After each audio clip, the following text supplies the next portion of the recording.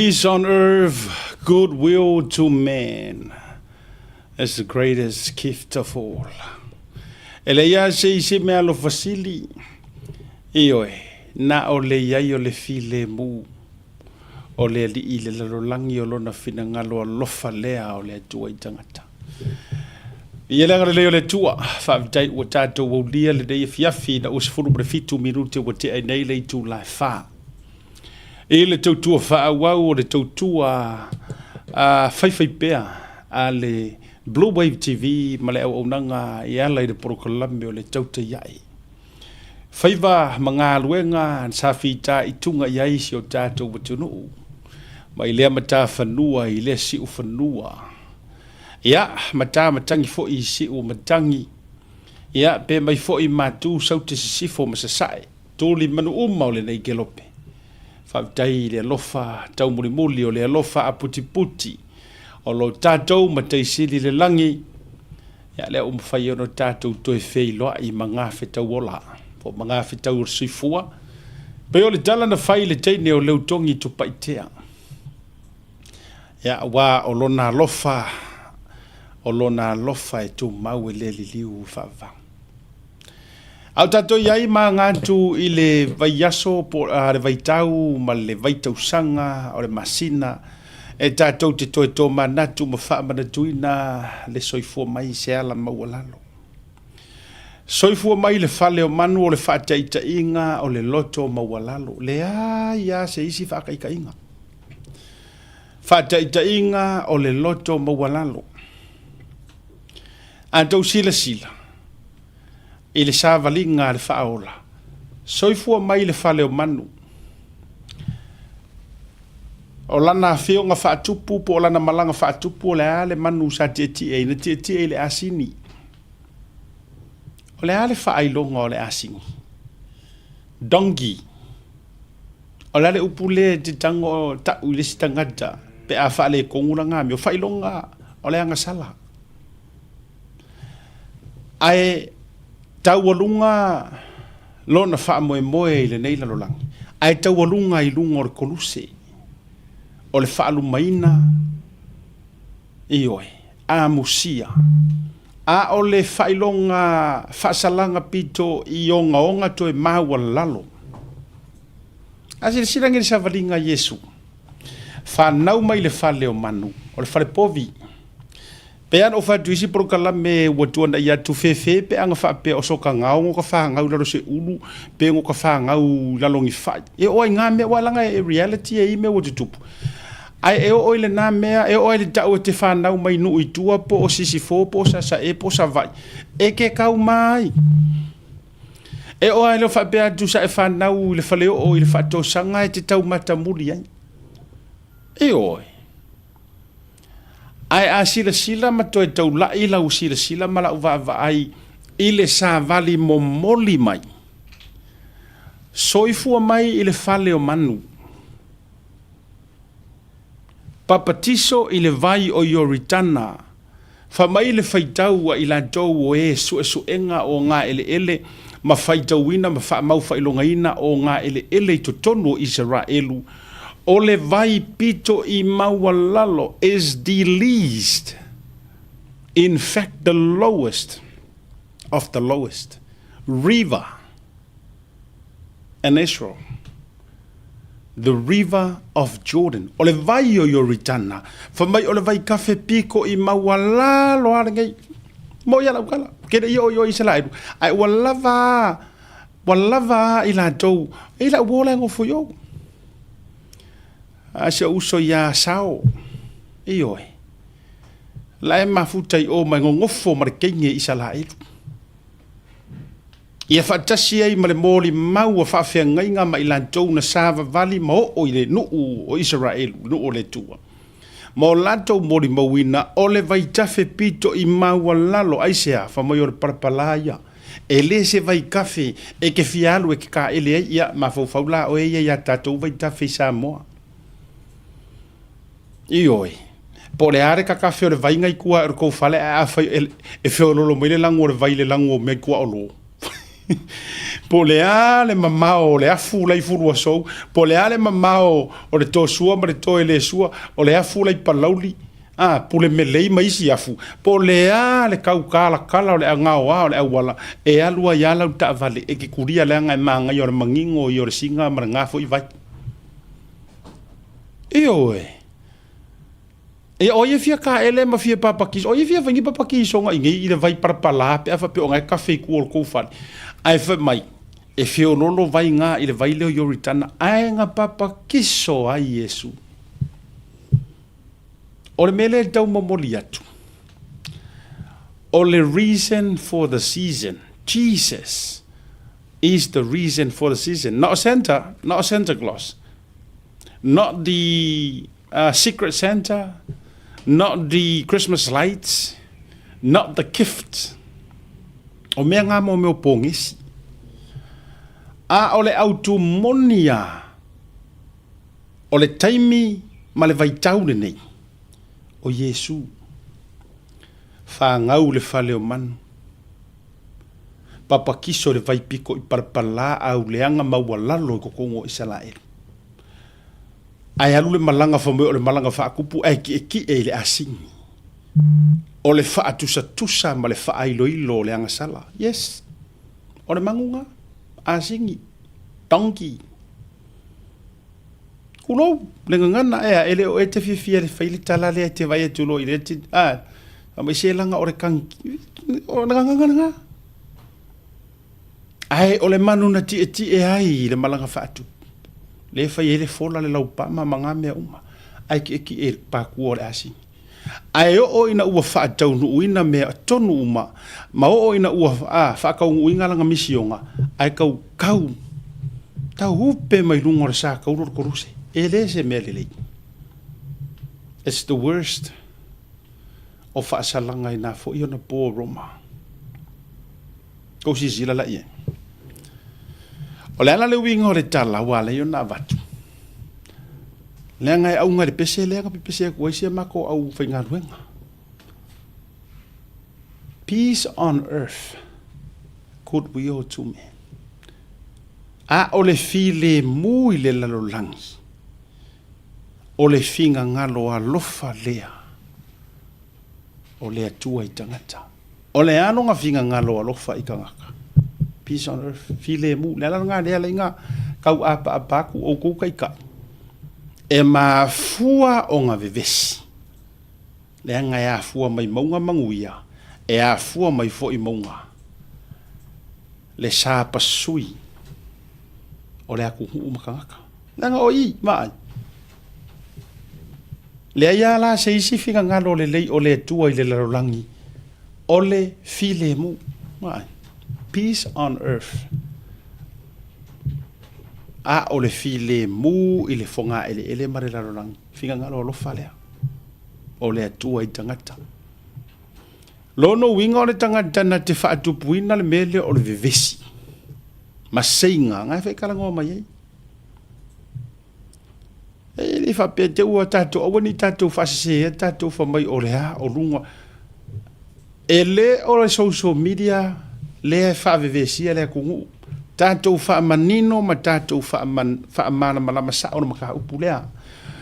so ia ko ke kau kuai e o le fa so a ku so angia ku upole tu so ia ko ke fai alfanga o ko ia kai so ia ko ke fai alfanga so ia ko ke kau kuai kau le puar kanga kama sei ai ora kau malafo ora tau le puar malafo leanga a faila o lela ko fai mai ngai o social media o kangaka ia leila ngai le o ma ko ngi kai o ko kai o nga seselea o nga sesela ia le o le fato fala inga male mo afita lenga le tunu e a fua mai maunga manguia o le ngu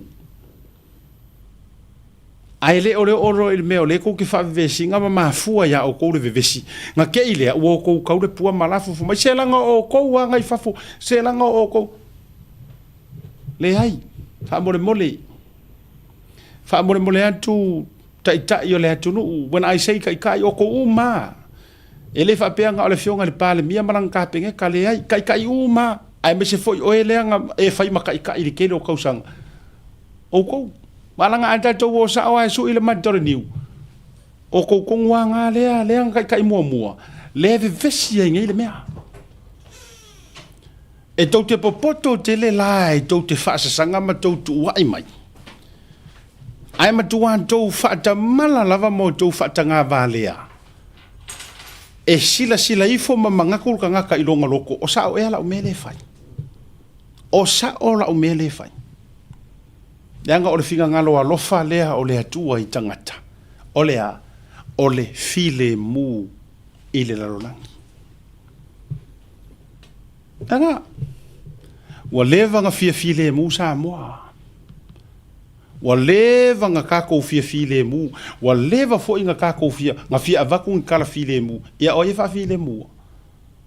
ya o fa file mu pe afa pe e uma enga sau o ka yo le ku ngai sasa mai lau pe pelo sasa mai lau kau fa leanga sasa mai lau kau o ai e la o le ma wa se file mu pe afa pe e kau ke malei fua e le kai au o le afia sa mai I fofonga ka ele lanchu wa kakaunga aingi lanchu le lei ai sau e pua inga mainga o le whaamisa ma le whaavevesi. Ngā ngai fo whaiva o lea fiafi ma fori ngoto a veo le la ai koe pā mai isi mea o leo ke karangoa ko o kou e whaavevesi ere mea. Ai a mātou o mai la mātou te tāngo fia reporti atu ma tau i le atunu uma whaamanina o le atunu ngā ke i leo fo mai o le au vaenga lea leo mai nge o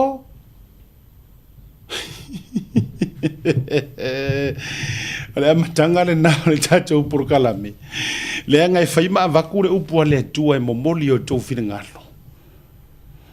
le ai le o le ukia loang ke ia le ua alo ai fa ai kua ile si le ai o tatou yai le vai taimi le nei o le Krismasi o le antonu le aunga moni o le nei vai tau Jesus o le kadi o Yesu ke riso o re kali denga la na o tele fo ile taritonu le melea a ko wo mai ngi ku ki kala ngo mai kuspa ia wa me finga le fo la ka ka wa ia ku ia wa mata fo ina o filosofi mai isi kanga a mai me or kuspa ia kai ile ka ngo kwai o to ele nga o le lau ngutu ma le upu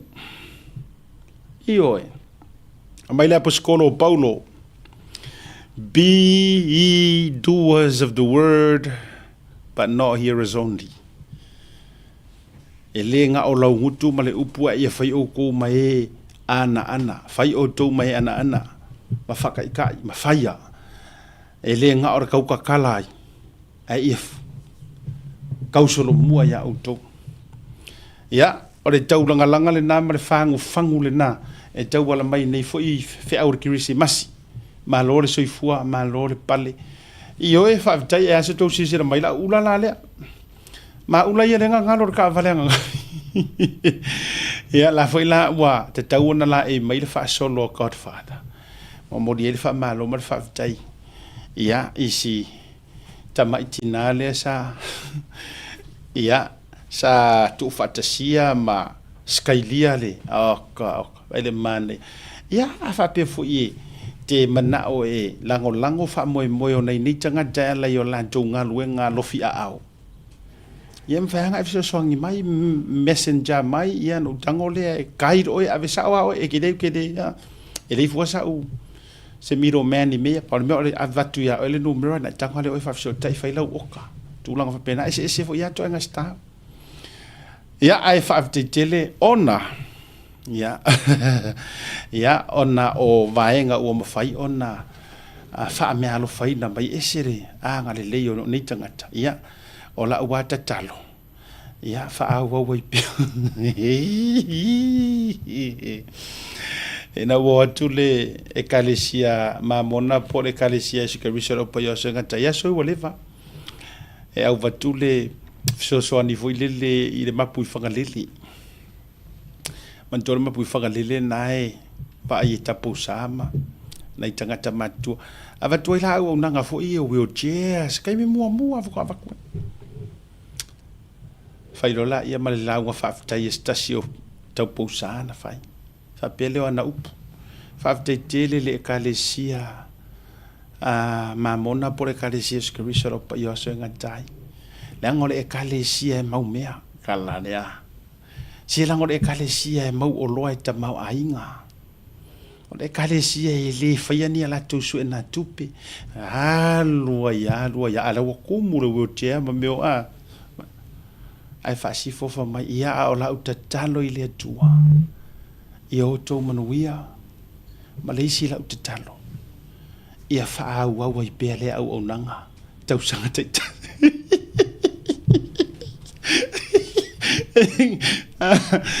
ka kalor kapus due no la e wani ngoi a ver so angia ma ngai or fa ka o konga mai ngar kapusa or fingor fa feka ai fa si fo ai fai mai ia mala talo muli ia fa wa wa pele nei au nanga mana ia la foi la nga kalo ia te o fai ula ia fa wa wa pele au nanga ia e fa kaula mo isi ia e saudunga ia Laila na o tamala ia o nga fo ilele o te fia fa ia tu promotions o me fa ai wenge e so me foi mangiau ki nga i loele o nga kuirunga ia la ka mo fa ia fo ilele ka mongo mai inga ia fa ia ko se promotion leo le i tato wa fi se to e te tongi e lo fa la wi lo ai mo vai nga la ia na fa pe ngi o nga i ula ia matulanga fa pena ma lo le pale le vanga le via fi ia le tautoi awili lina o sa moa ia tau toa se mo lili e le fasonga o mala te fola sa malo le pale le nei so malo fo ile tautua ia o le filinga fo i fanau ia onga o i kofiolai ua tu ua onga o le sa ai ma sele ona olana na lulu bi ia le li o te mare tua fo ila unga tongi la fo yaso io e olo ila unga tongi a matan o fatu io e mongia e olo i taimi ola unga tongi yaso i a matan o fatu o le ale mafu anga o ke fa akua le ai le vai la le fu akar kamare mo akamisa fa be no e le o le fa atu ona o le le o se tongi no ki lo mafu anga o fatu ti ngalo ua ki ngalo ua le more ula e oi e mala mai la to na matua o mi fa primary school e matalo e la talo ai na wa uma la o le longa tongi a matalo no walu pi stretch lo ua i lo milo vo le matau mo fa ia make sure ma losi ai sia nga fu o le la sa uni fu ia mo ula lo le la sauni fo ia matua u pele ula lo le lanto mafa mai fo ile mafu angala na le laina io le tengo fa ia ku e oro ile nga ko ngi o vai kaimi a matano fa atu ma fo ila e ula uma ku pela uro mitio su uma ku pela ko in uma me makupe o antes mo anko mo ula lo le ngai fakuma akare kango ya wa is wanga ke wari lo ngi ke wa ia akare kango ya be ese fo ilili se kau make sure sa o mai nga solo langa la aka wa nga le lo mai ma ia la tabu na ese matanga tayo ia ini sio mato ai nga fa solo fa ulang melanga ole ala na le no fa ya tu o lo ya sona o lo nga tongi te fa atu fo ilili ono tu langa o ma fala mo fo ile avenga la mo fo ile avenga ya se o le mena le o ke fa aku la mo le e o mai nga pi wolo lo ka u fo ile no le ula lo le tai mi o la na le no fa tu e o lo ya so lo nga toni ya so ya o ke fa aku le la va mo me e una ya o ne yo na po ya ioi Ya oi, o la mea ringa e wha. Ia ko keiro le mea ringa wha ako misa ia, o keiro veri sa ukau wharau, keiro mea ringa wha. Fiu e wha ka jiri la ua mingi. Kama oi ne. Pungo waya, pungo waya, pungo waya. Ea irunga. Fako a ea irunga kai foi lo fo e tatou tu mai lo irunga fa tasi mo tatou pese muni muni. E ku irunga. Kua i mama umarunga le paparau fala. Ah le papare le sa fai. Le fuki fuki. Que vai le fuki fuki. Ma foi ea. Fuki fuki fuki. E kua e runga ala ai lua la me tu pul termina kusa kua e runga ala wa mama ko e fala renga fuki fuki ai ko kua e runga la e pupuka mai ala fa ro ai lo le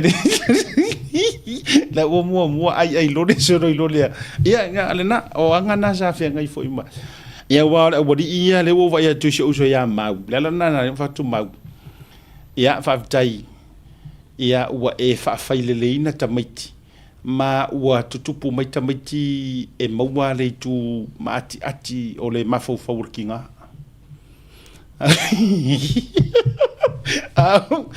Lela ua pe ua e le la vai hui nere ki kūrunga ki aro ke whaura. A o kai minga e a o ngai. E la ia aira le me mariro ke whakoera ukala. Sorry. E le mele ua vai akunga. Ole mangai ole vai ple wa mai ngai I think ko ha mo ale ha onga nga makar melia I think last year or the year before nga maka mai e le ha onga le ha mo I think po a mo fe nga maka mai le ha onga nga le skai di fo ile ole fa maro si au ole au va awa so ia na malama le le ka mo ka ngaloa a kedi o so ia ole makua fa ulu le me ole ulva ia po le laka fo ile ulva ai pe ka ira swinga le ngo mai ele o nga I'm sure mo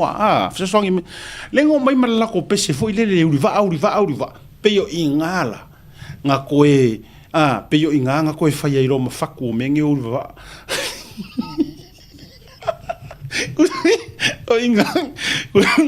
o ingala nga pe ingale nga loko ke kele ro maka ka me ro riva o le riva ia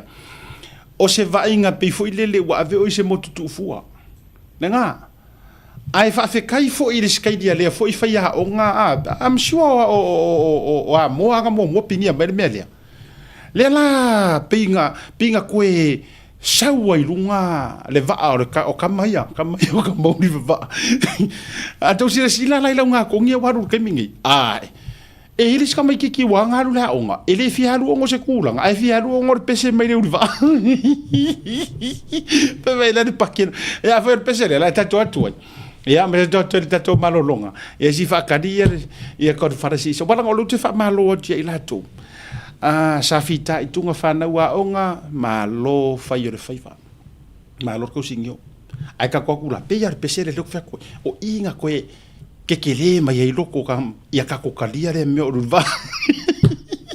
ia tatu marolo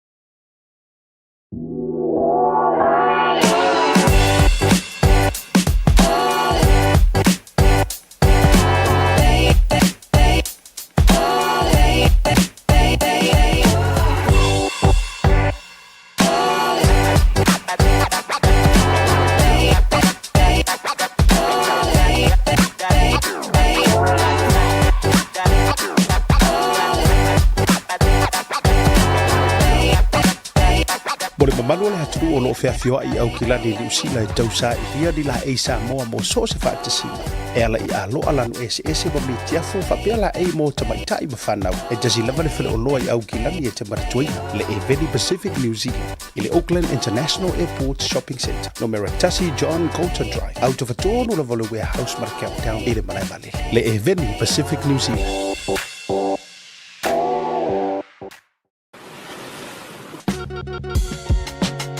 There is no better way to support the 685 than to buy locally sourced goods.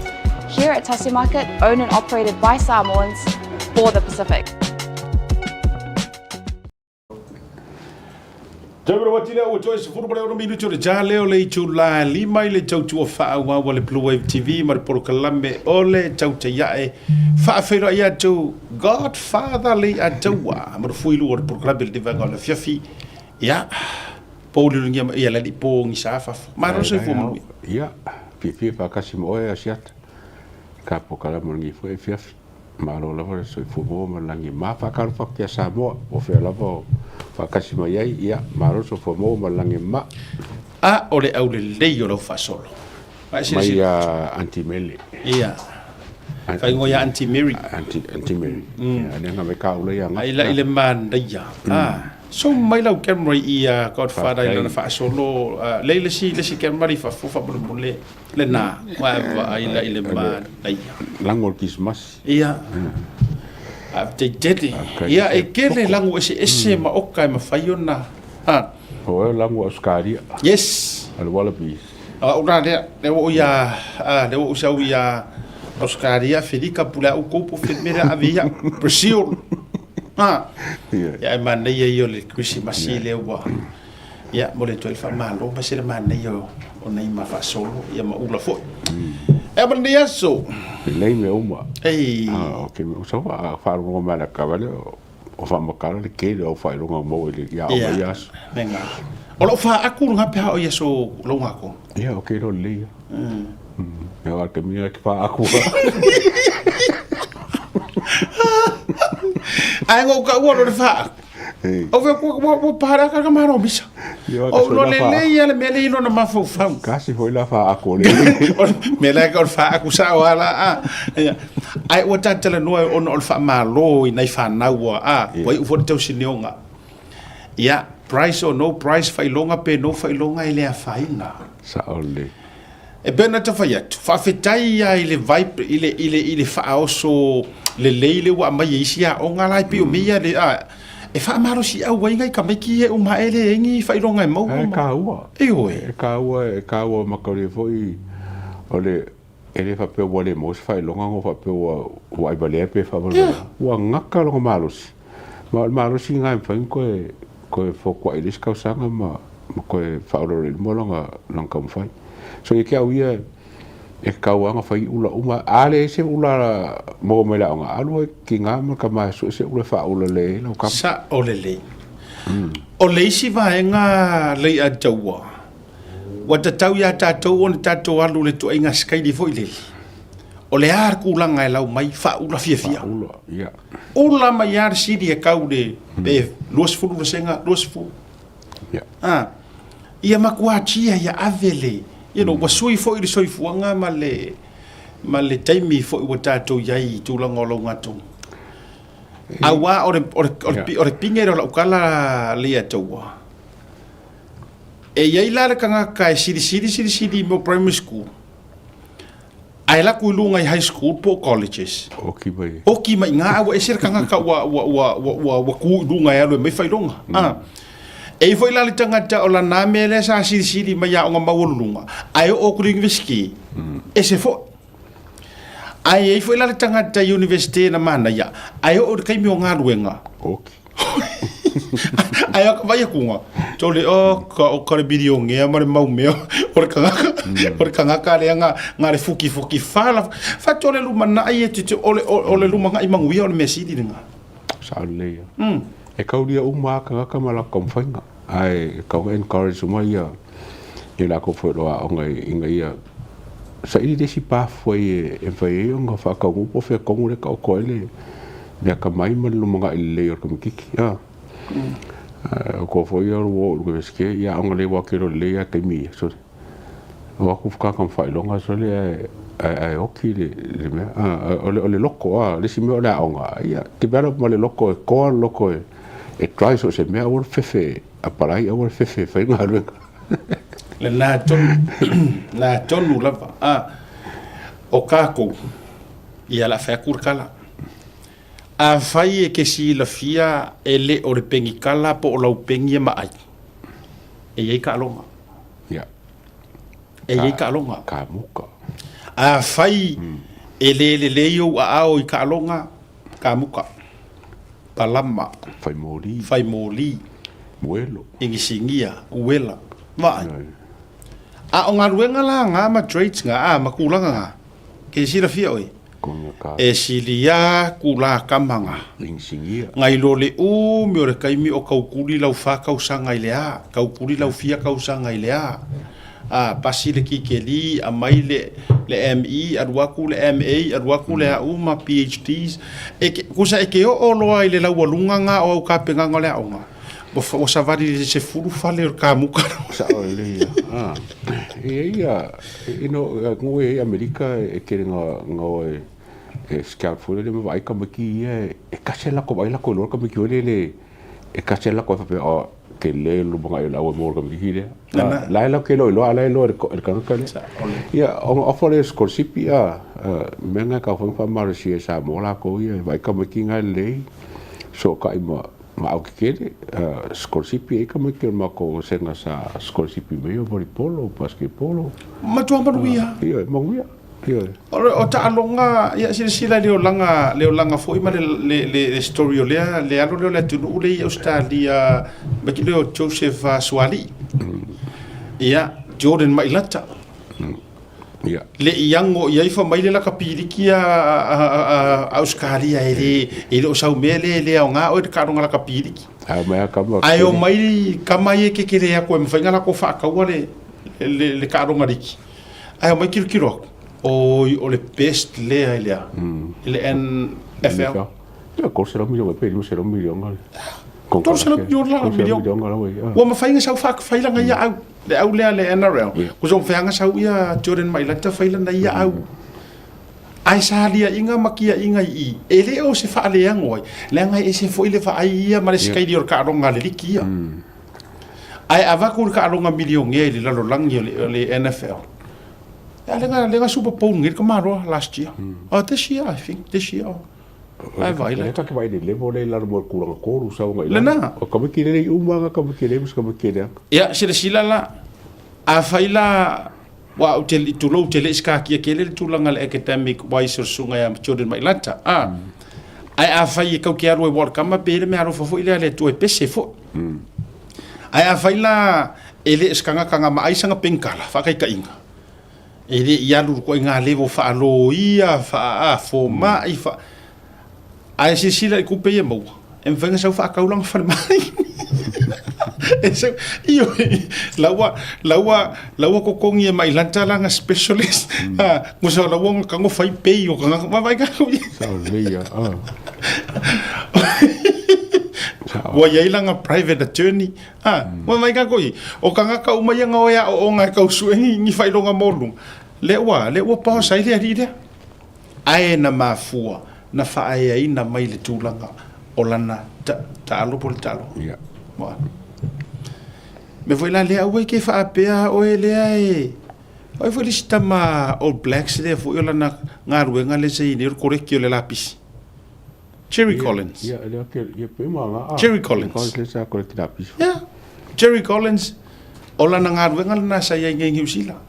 ke minga ele I faia ia mobile trucks fo ia le la kwa su al ke minga e ko ku ka mo fo I ku ka mo mo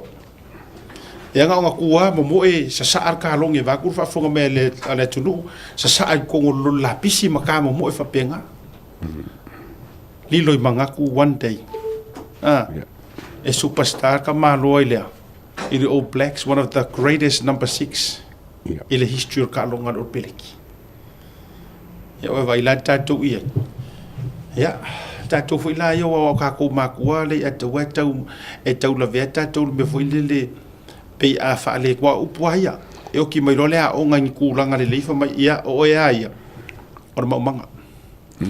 fa ko o le na tuna le o tatou fa le kongu mai lo fa mai ka lo fa ia vai o se o kari o le kari a o ia kai se laua ki a pula le aso ya fai ka ku fanga nga o meranga se vai mai ma ka lo foi ma ko la ko wai o ma ko e lo ke ro ngale le me fifi comme ki wai a ngo fo ko ma fo ko so ka sanga ke ngo ka ngo ko ki afo me ngo ka o e le a nga ka ga ro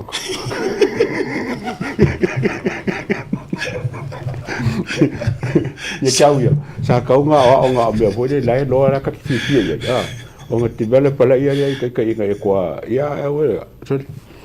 mo ni ko sa ke le so le ka ko ki kire ko afo me ngo ka o nga ke ro ka sanga e le fa nga nga ro ala le wingo lo so no o ma fa vale ma fa o ma fa vale ma fa o me le mo mi okay le okay ka play minga ia fa ya onga la nga lai lo fa ya onga lo ka maro si anga ala mo mongo mai ai si ai ka fa ka mi foka i ka ile ai america ore ke foi wa fa mai la ko le me foi kam ka pu abi yo ka mule ko ale ka pu abi ma ka ki ka musu ai fa ya Olha lá, o amor carinho chega com a mil. O amor ma fa valer ma fa.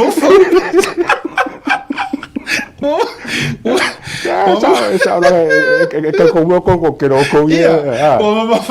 ma fa mai misa ya uri kai.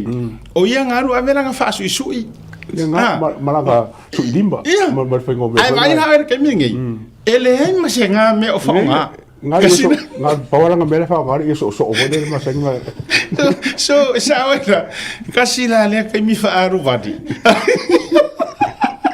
ino na o ko ma fa for ke mi nga o lo ave peru ka usanga o ver música le que fa ko me vena e por me nga iro fa ngor fa de ngo ka ngu e di ro ka ai nga hal ko nga kai mi marus ma ima fa ko ho le o me nga makala ka ko wa a ver, isso foi caro, nga o que ele fa, mo le la ngaro. O que ho pa so no, o que ele foi o que ele foi ele é nga o ngaro nga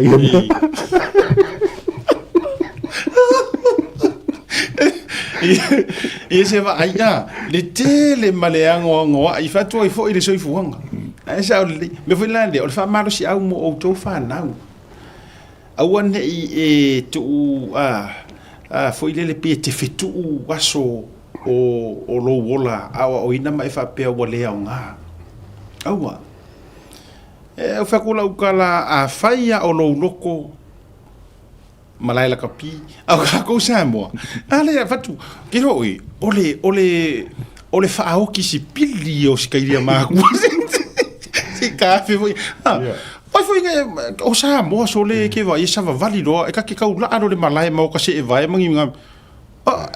e aro ai menga va tu e ke aro ai menga ko foi le foi so le al papa lang ai ngala ka pi e oi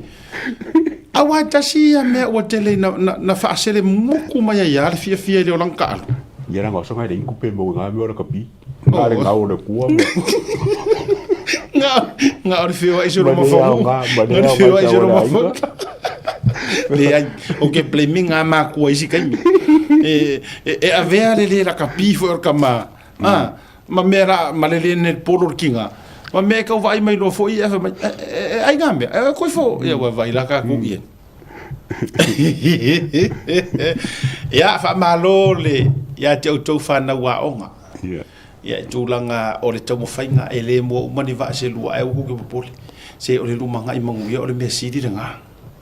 i vela listanga ta e o ti mai tulanga o le aonga ka alonga so se mea a o le yere me alo fo ile le tu o me fan fanau mo ruola ani de e tupunga mai ai lai na ta mai ti la tu te tau aveia le lumana i manu ya va na ke ko ve mo ya fa pena e ile sila kanga ka e o ki fa so a ko ala ku ranga ole o ngo ki maka alonga o ki uma me uma a o fa nga upalasi ai va ai la ka maki so le fo ma ile le la fa pe fa ko aku punga mai loi I mea ia nga le I mawhai o nga achieve ia o kai koi nga a kai mi nga ko kera ka makini liu no ila isa e su me isi ai na toka ka uma ya wa te lea ta fa malo mo nei fa na ole o ku wa fa maru si au ka maki po da ko nga kulanga pe o ai lo riba a se fa yo sili a e na e ke sili to ko zenga la na ta wa lo wa ma avele ula o le are kai me la mai langa ngumela a la mai e se furuiva ia alu ave fa ura ave ye ile ko ai nga fa maru si au pe o la siti e vai como que não pouco fa ko sili fa ya sili lo ke o riba ya pa le ke sili ya la wa vai o lo koma ia ma si mete fa ia vai e le sili no mercasi il ngo mera ko se fudu e querer ko se wa ri lu wo ko se va to vai ata to wo I fa no mera marona ta wo marona la po e la po ko se fudu longo winga e ki ku la po e ki ku la ko se ko se fudu ka ri ni ari si na kasi va kasi da ka o tangata la le tasi a o ele to se fudu e la po ala longo mela ko se fudu ka ri vai ia tasire na e fa pe me ro ma o I ele ai la o ke le ko e ka mo fa ia la ngo mera kasi ko sanga la ku fia ka kai fa ro me wa ke lo ka ke la uri ba mai marca mai gigi o ile la mam tet la kam faya la secure kamare ora or course secure go melanga ia wa course fu ko be que senga ko ke nga kar course fu ia io ya eu nei fu ile nei palo e fa maro si au e fu ngai fa ai o ko fu ya nga se ba ko course fu ko me ke mai mo ko me ki fa ka su lima ku nga fa ku su lima mo ka ai sa o le kasi nga me ko kia manga ia a uma lo tu langa lautongia pe fai top 10 fa kai nga ku so mo se fulu ia uma lo a fa pela ku sa lau umanga moku mai lunga ko rima mo a le ko ko ai role le ko ko ai role ko a ros fulu le mo dia wa ro rima senga male tu langa no e tu sai tu as fulu ma va manga ia vai mi ka mo ki la ongo a lo ni ba ala ru ku ia a fiku ma ko lima le lunga ia fa mai ia mari tatou tu langa fitu a o le lasi ai fo e to se folu fo ila to mo o le ke ro la kala e mo kusi ila lo mo meo o ula le ke un o le siro makua renga saungi fa pe uri va lanka la ko uri va fo ale o sau paka karfi ni divo qua faccia posso ma falla ba mo no fe fatu o le mo le nganga encourage yes awa le ko da lo ko bekima ai o fa ko polia le kam kikino nga o le skosanga ai me sia ka ko o nga ia primary school o nga bola loia ma fasenga fu nga ia bani tu ia free fatu ele ro akele ngangi tau tala mai la le 7 and 8 au ka mala ia 1 2 o le o tu la ka mua e to se fudu tawa re fasenga e ko lu fai longa e ko kai se fudu ma ai se me ya va si ave fo singa kausanga singa mafofong va ngai ka meki se kausanga so le sa ku sa ku lua sa sidi ni sia nga fa le ko price wise ya nga mo fa la ko bo fo mu se ka ele mai ho nga me o ko mo bori le fa de fa sa oi ala wo ke ko ka kalanga I ka mi ola ngako ka fo ko yes e tele va nga ya fi vanga o si ko I taimi e tele na fa ile mo fa au man ko I fa nga mai upu ya li ato nga ile asale fa va mani me fa pe ni tupu e fo ile si fa ya o nga marie role ai moa sa moa ke me fa fanga ya o tu langa fa pen nga ke ya le e fo ile si ke ya wa ave o le finger pule a onga o le akari o le sia onga o le akari o fe au o ta to le fe ai me sia onga ngi ku langa lua ma onga fa tu ma o nei pe tau fa ya mar tu langa na ma se tau ia ma se so tanga ia ia ai faafekai ai faia onga fo'i sa latou faia mare atoto ma faia fo'i male filiga ia ai e iai fo'i vaega afia o le tulaga wa onga le wai ai le atou o lesi taimi ia me falau fasaina ma nisi ona mea le tau sasau vai ole mele ke ka mai ka ko ke lo me ke vai ki Samoa o le fa nga ka mai ki rai ke fa ka o le me wa pe fo ringo fo le fa ngo fi ka mai ki ngo fa ka me ia le ka ki ko le wa o sau lo va fa lo fo le ma le fa malo se le malo in le lango ngol fa sai ngol fa o le fa sai ale va ko le afia ka mai ki o ku le nga fo le wa e fi ka mai ko le wa langa mo wa a mo se fu ka ka mai ki ia o mga ko kam ki mo la nga fe ka so o fa ko singa nga le nga afia ka me kia o nga fa ka winga fo la fa sai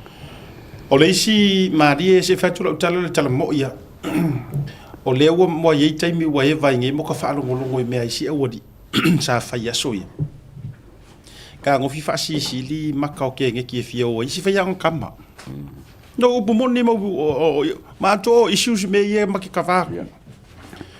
o le la ye isi kai mi o mako ko eva fa sama ngoa manga inisi o kanga sa o ngai ia pai mala fai ia pe sa o ale pe kari he fo ngat fa mai ya esili ya pe pai la nga we mar o ko rewind o ko le ku sa le po mai to tara no ai pi fo ringa me se me mali ia fa ro ia so ia a fa la na tasi ya va nga mana tu le mate tau mo fai fa so o ma ku va nga ese e mafu ai ona sao le mea lea o le wha api o pai ko kongo whainga. Ia oisi ngā whiu wā lea ua whiu lava ia nei tau ma whainga fo i le lea ngai ka maiki rai whi ngau sa o mare mawhauwhau. Ai siri ar king kiki rea. Ia wai pia kauri di whai me whapenga. Ia ai umanga mo se kala, sorry. Whamai ia, lea ngore whala ila i ngā le. Nā vai tatou ia. Ia, a tua uma o nei mea uma. Wha malo whai o le whaiva. Ia, ngai ka maiki. Wha malo atu. Ia, i tūlanga fo i. A o wha malo sili a le a daua wha umai le tā wha soa nga i tau mwhainga wa o nga. O mātua. Wha whakai mākua. E le whai ko fie la fo i tō pito la au. Au, mai pō. Kaya uma. Usu oisi mākua e usu whatasi ma whanau mo mori le koe whai ko fie. Sa vali le munga la. Ia, mori wha malo whainga o tau mawha. La ei, ia, ele koe whai ko fie. Wha malo atu. Whaafitai atu. Ia awa o tō whaiva, wa e malo. O le so lea e amatai le tapu au se talia le ataua. Ia. E tūlanga o le social media, mo tamaiti Se furuongo tausanga na ilano. Mo le urua i taimi, lea ua whaatau taia whano li ua pasia. Ia le tūla whono, mo se urua i taimi e whaasai nai, ona toe access tamaiti se furuono tausanga anga ilano. Facebook, TikTok, YouTube, Instagram, mea. Meu maka. Ia le ngā roadblocks, o sa onga ngā, ia ka alonga fo ngai online gaming, all this lego kisira mai. Ua e ui na telefoni nisi na whaalia manatu mangunguru ono le tūlanga lea. However, pasia mores furuono tausanga anga i lalo le whanau. Ono ua whaatupula ia. O risi vaenga tele ua mafuai ona tō wha Australia ma teitai. E whaatanga na mea lea, ina ia tapu. Tūlanga fo i le o le online bully. Ia. Ma le tūlanga o le trafficking o tamaiti. Marikile au mea. Ai a fie ka maki. Ia, le nā. Surongo kau sanga i laro. Ia. Lea la ua matua i tapu ai. Lono wi ngā sose ko i ngā saite o ai lau telefoni o i tūlanga whapena. Ia, ua whaia le stala ma tūlanga i le ma whaia i ona toi access e tamaititi o i no whanga whaite le libraries ma tūlanga ho internet stores fo i le ma whai na toi. Ia, mai so whina ngaro ta amataina. Wa o ki o le mea lea asiaka ma sa mo ka ko whangi ma kua i o Pasifika. E mea lea vere lo whawarbalea. A kangi marka miki i ke whong. Ku oi. O ku iai. wo le fa la loka la ke fo kam kiki me mo la nga le o nga ye a le la ave o ma ko ke fo o kam kiki fa me so e ke ola ye ka ko lango inga ya o ko ya Australia wala nga o le la ki la ku sila mo sia ku la langi le pilot scheme por melo wa makame ya Australia awa ali le nga yo wa salo o ka sanga le fa ingusila pe fa singi ya ku ola ko fainga onga o pupuinga fanga inga ia lenga ka ia onga ia me e fiera ko le ka sanga lai ai e ka u la va ka ko ma ko lang inga le kula fongo dan malo po le alo lo fa lo kama po la au ngi ku e lo ke fo a ko fo dai manaya tato wo mo Australia tu i fo tuanga langa o le ua amata me o tu au Samoa o le proklame le tu mu tanga ta Australia Samoa o le mea mua o tatou le ua mamafi le mea lea o le whaanga o kamaiki e ave ere ke le fongi e le mawhai foi o na ta oto le leil tautu la fono le ufai pe a whapea e le whamamalu e o rua makua iyo e le mawhai foi la e le malo ai whako aluango a inga ua kupur whaarevelavi whato aluano a ina ua tupur whaarevelavi ai tasile me tu a ku uro ke fongi ka mai kiki ka alo wa tato wa fa tanga ina le afio la ma o la to mafofau e meia awa o si ka mai ki wo ka va ai ora foi fale la ku mui fa na fo ia fa na sole e ke mi ka ke fale hango ka fa sip maka wa ku me ia o ka fa ka mai ai maka me fo yo video YouTube ma meu video fo ie le pia mali ai sa wai mo meu ka ronga vale fo ia yeah eno ai mo meu those funny stupid videos fo nga mana tu la le fa pe o ka wai la or ka me kiki ngare salo a fo ile le salo a vai grona le me o le simia wo ka me ki wo maka mo meu fusu anga fo ile le cage fighting fo nga wala la wa afia ima violence wa afia ima la ko mafau o nga ku role o isi ka meki le o nga wa amaka fai meranga o ka ku yo isi ka meki fuki uru wa vai tal le afia belalia fau tonga mo o to Australia tau so musa o ko tau so mo o to ona ona tatu amata le vanga le o join mai il ta le o toi mai fe ka wi kong wa le pa i mai ole mei o Australia ia man vere kupu ya ngai ai kupu le kupu lo ka ku ar mera kupu ya ai tao o lo mari ta fa soa i le so le ua amatai le tapu le a Australia se furu ono te usanga i lalo le toi fatanainga ona toi access i tūlanga o social media ma fa pe ino fa tele ma se fo tono le onga ia a fe mai ai i malunei lungo pe au manga nunga le elo va fo laulo fionga ui ia fa talo fatu mo fo fatu le vanga o le fiafi ma lo le fo lau ia e va pe fo no fa felo ia tu lau to fa il vai malai a siata ia e va pe fo ia le sungai ia le a taua o le fenga fo ia ainga tu mo pule ta tu wo la va le fa ta to ngolo ta tu o mare no fai ia fa felo e tu fo i le tapo inga mau o le tatu tunu ia i so se mota so se lawa o lo fa pe ona tapo i mai e o lo fai vai le nei aso a me se fo i o lo tatu tunu a fia fa fo ngai le tau te ia i le aso ma le aso lo fa pe ona fa fo mau mai i so se vai ngol kelope ia mai sini Australia nei o te fa felo e tuai i le nganga e tumu le fa loalo i lo lo sa se lua ta lo fa lava ma lo se fo maruia ya fa tai fo i le va ngole fe futo mo bilo lao o le mate le mata upu le e amata be bilo to tulanga o le fa sai no suru no le vala von tulangi mai ma e pe o le sona u fa maluai o le ase langona io na foi te Australia le dei taimi o ani manatu fa alia me sa tatu community Samoa o le lifa fo ile langolango ai o tatu tangata Samoa o lo au mau i Australia i lea mata upu ma lea tula fono ua a mata mea i outou? Alo va te asiata o le tula fono ua mai au na pasi. ai o le whaamaluina ia o le so. Masalo o le po le nganga o le whainga malo, le fionga le lipa le mia ma le whainga malo. Ia ina ia ta ape atu ia le tu wanga umi le nei.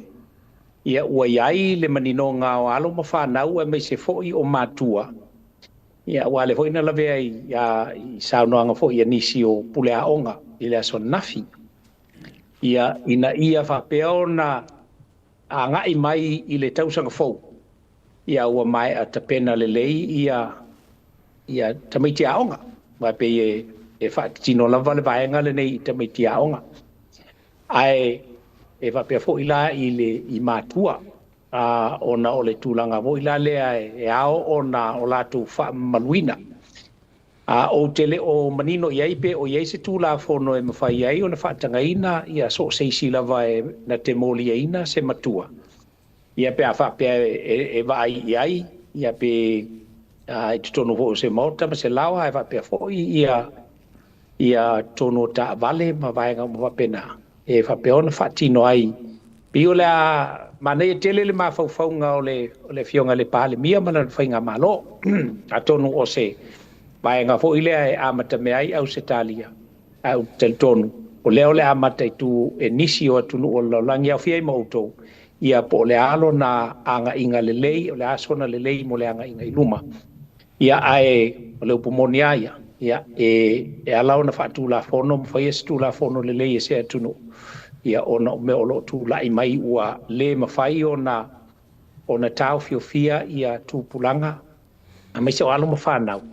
Mai lo lato whaao ngaina o menei o telefoni. Ia e le ngata o le atono le nganga o mātua ina ia mata matai. Au te tonu lava i lalo le tūla whono. O loo iai lava ia le tūlanga fo ilea e scrutinize lava e mātua. Ia le teimi e whao ngai nai e lato walong whanau i teimi o lato whainga mea onga. E whao ngai nai le telefoni. Svaenga le leila le le whaiona tapui nai i lalo le tūla. Whono le nganga whaalo alo asiata ma le atau. Ai o le aso ulangona whaale tangata sitiseni au Italia. Ia, mai fwiro si whina ngalo le sunga le a tauawa o se mata upulau te leo no whaasoa. O le aso ulangona e ono tali ai mawhafo ai le whaafika uri le kaunga werko kungu ua maua le whafo pe o le a avea le nei vaenga ma mea o le a whaamalanga ima iei manisi vaenga io i tūlanga tua le nei tūlanga ua iei le tapu lau tele mo le sfuru ono na ila. A seata, e le ai lava se a fo se tūla fono e fausi e ina e whape ato iei fina ngalo o tangatanu. E iei lava i lātou te o lātou langa ina lava i le tūlanga ma lātou au mai ai ia vaenga. Se tūlanga lelei, ia te ula vai o se tūlanga lelei a wā. E mawhai ai o nā toe tilo ia le tūla fono i awala o lo whapeona langa ia mai e to te leo i lātou ho i o lātou lava e lātou te langa ina ia vaenga nei i le tūlanga o so se tūla fono lava. A e tā ua lava. E le ai lava se tūla fono e tau lava o na whaatino se tūla fono i lona ato toa. Ai lava lape. O lape la ia peona o tā ua. Ia e le whapea o le awhai e tūroa se tūla fono na le leilo la lea. Ia i lava vaenga, ia i lātou o lo whapea na lātou manatu ia vaenga, e ai vaenga e le iai. Ia e au mai fo ila lātou o lātou fina ngalo. Ia e whaia fo i eisu e suenga pe o le ase tūlanga o le lei ma le lei. Ia ona mwhaile ona whetu na i le tūla fono. Ina ia sut o mai tangata uma o le tunu. I le nganga whalona e meise lawa i alum whana. O le iloa le ilo loko lau whaikau le kula fongo. Ai, o le lopo a ia whaasalanga e whaiwa. O ke loinga e whaingofienga whai le i ke fongi kamaki wai me providers. E loka mai ai ia pokalama i se uma kakalanga pokalama onga. O pōlenga le eio o kakamakua i se whaonga e kamaki o rako ke fongi. O ke le rola po ingi whaasalanga voinga e peafa pe ke ua kupur ngā mea pele ai, por mea ngā whaamarusi a wole whaia. ke longo ke lo pole wi ka me ke anga wa sa ku pingu sila me ngai I ka me ki la ki we sa loka po kala ma umba nga po kala ma we ko mo senga e fa kala ke longa fa penga fo me ngala la fa Oscari e moni pa mauni a seta ole tulanga le na ole ta o toile tu la fono ele fa pe o ia sona tapu foi le makua fa sala ba pa wale ba nga ole o tu limita il tu la fono le matua ole matua lo la tu mantua la o la ye kel fongel kam kiki wo ma fa sa wo ma loka uma pol kala ma va nga fa pena na va nga lava e tawona ona su e na o e tawlava ona monitor pe matua langa o tamai tia sone se o sidia kule ka mai ole a fo le lima ka usanga anga ile ya mai ya I tamai ti lalo na ilo tato ya e mfaila vai tamai ti ona lato anga I se wala mai se fo ya tanga ta fo I la ya mai se la vai anga le ya ka ko kala ngoia ile au dragi sa ya e mfaila fo ile vai anga na ma wala wala e lato te fa peona la to na ia tupulanga lai ia me se tupulanga tala vo ina ia fa ia no la to tala ina ia vaenga uma fa penei ia e pe ona ia pa pui ole a fo ole tu la fono ai e moni lava fa maoni ia ole a fa lava o ia telefoni wa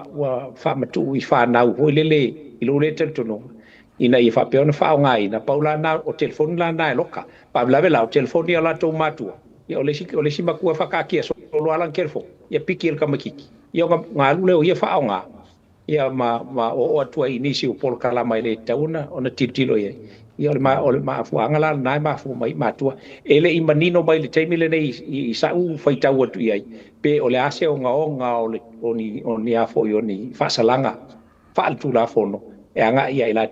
tu te lem fa yo no la tu atalia ina malo ia ina tu la fono ilona tawe e tawe Ole la wa va ia tu pate tua.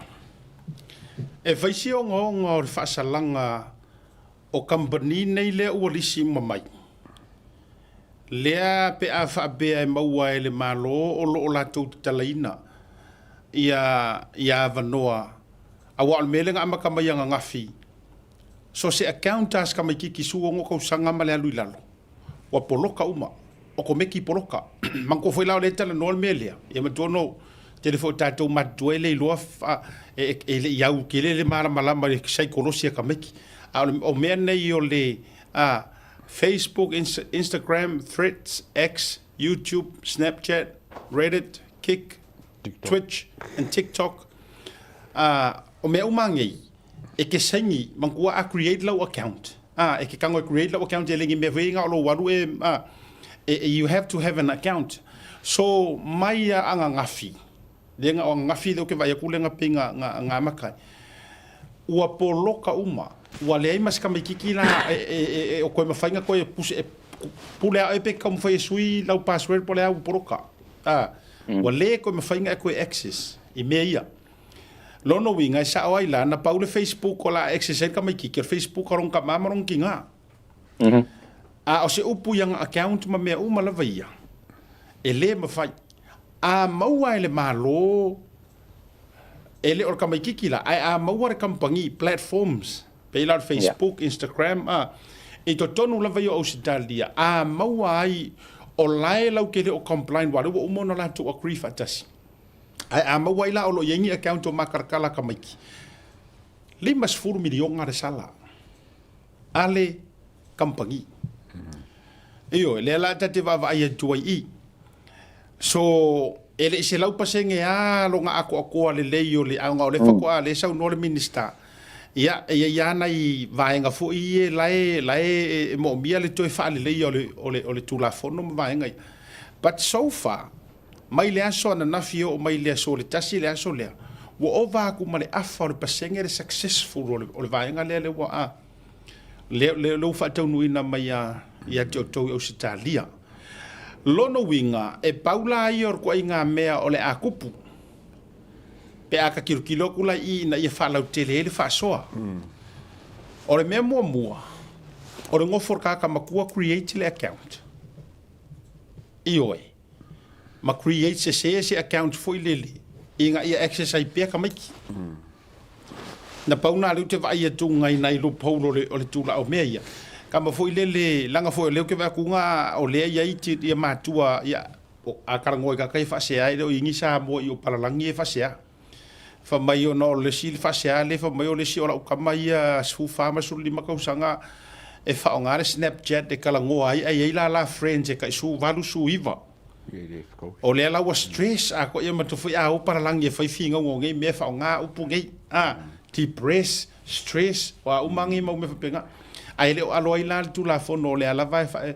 o le winga la fa metalanga e la util tilot ka ko karango ela ka ko i la usa mo nga paula le o le vai nga e mafai ai la o nga fa awa wer ka mai kiki le fai fa so ku la fongo mengi ona o tango le matua ma palafu le fai ngo account ingi kausang e mo foi be me me foi le le fraud o me fai ia ma create ni account fa benga pe yo fai ngo fake pages mo mengi